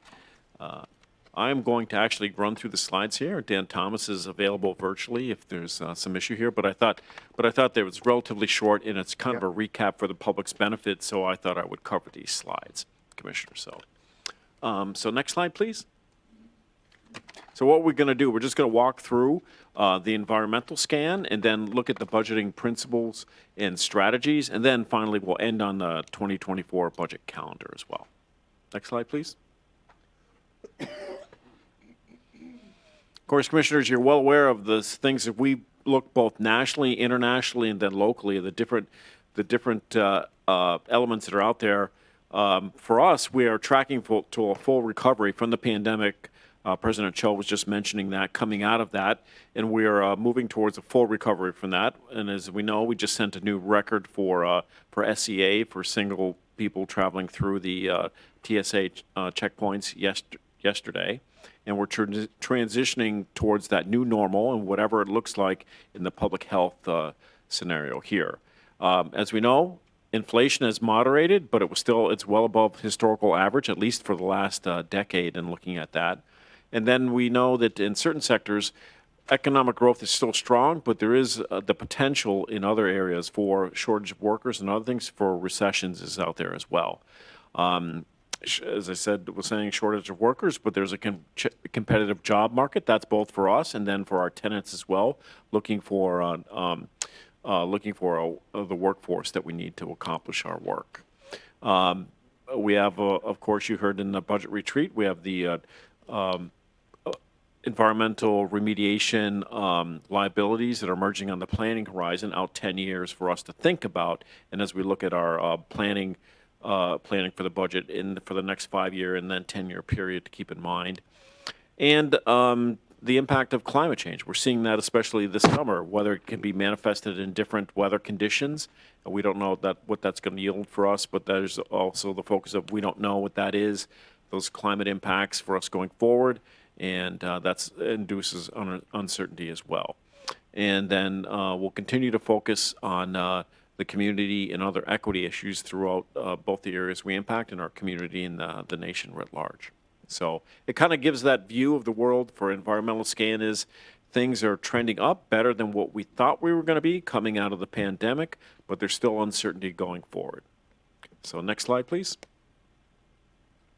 And this just validates some of the things we were saying about that recovery, both for This is recovering of the passenger forecast for where we are at SEA, which is a big driver of our revenues here at the airport, obviously, and shows that we expect to be recovered almost to the 2019 level by 2024 going forward. Next slide, please.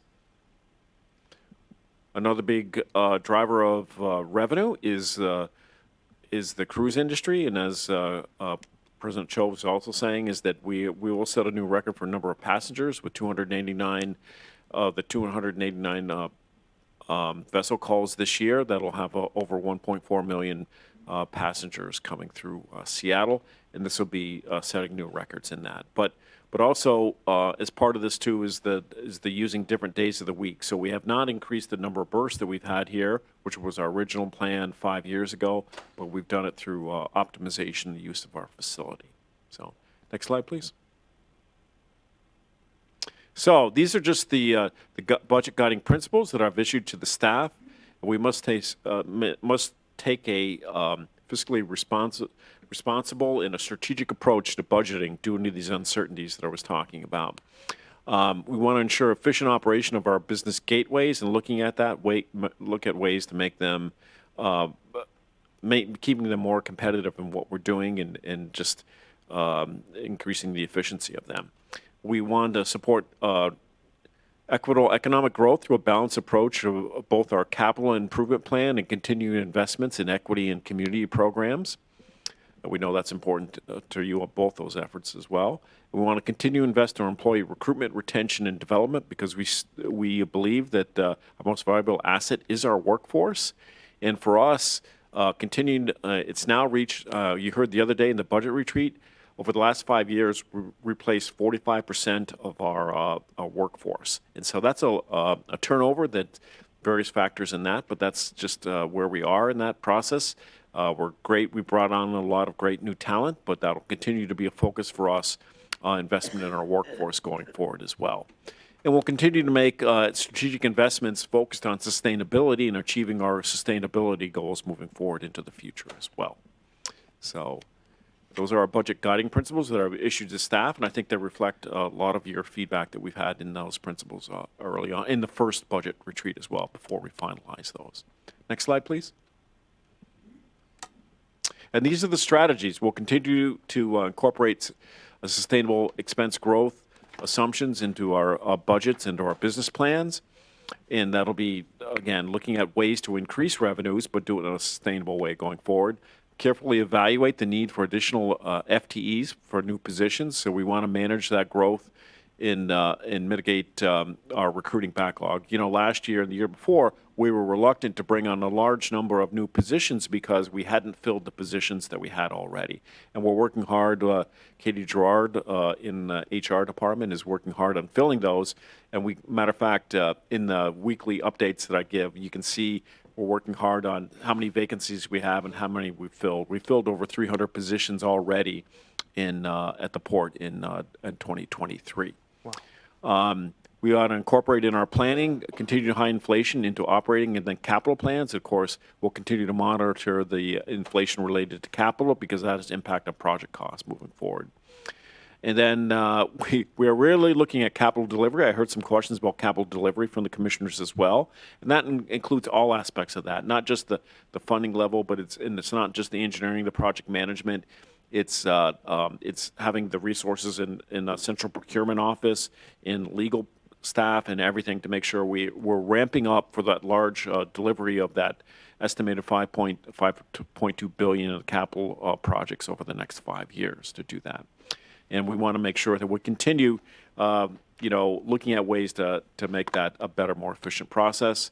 And we'll continue to use an equity lens in developing and reviewing the budgets in our operational plans going forward. And again, we've looked into the expenditures in the equity lenses that as well. So we'll continue to look at those tools. And then I think you'll see further development when we come back to you of how those tools are being applied in the development of the 2024 budget.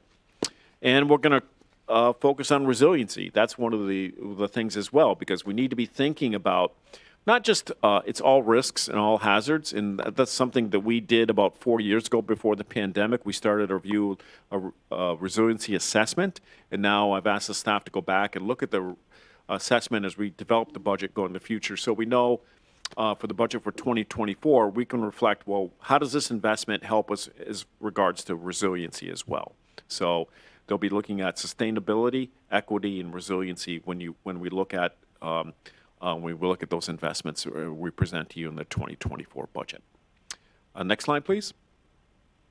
And here's just the calendar to show where we are in the process, and each step will probably come back to you and show where we are in the process. And we just completed the, right today, we're completing the briefing on the calendar right now, but we also yesterday had the budget retreat on that, and we're continuing to put together the items and the feedback we received from you there.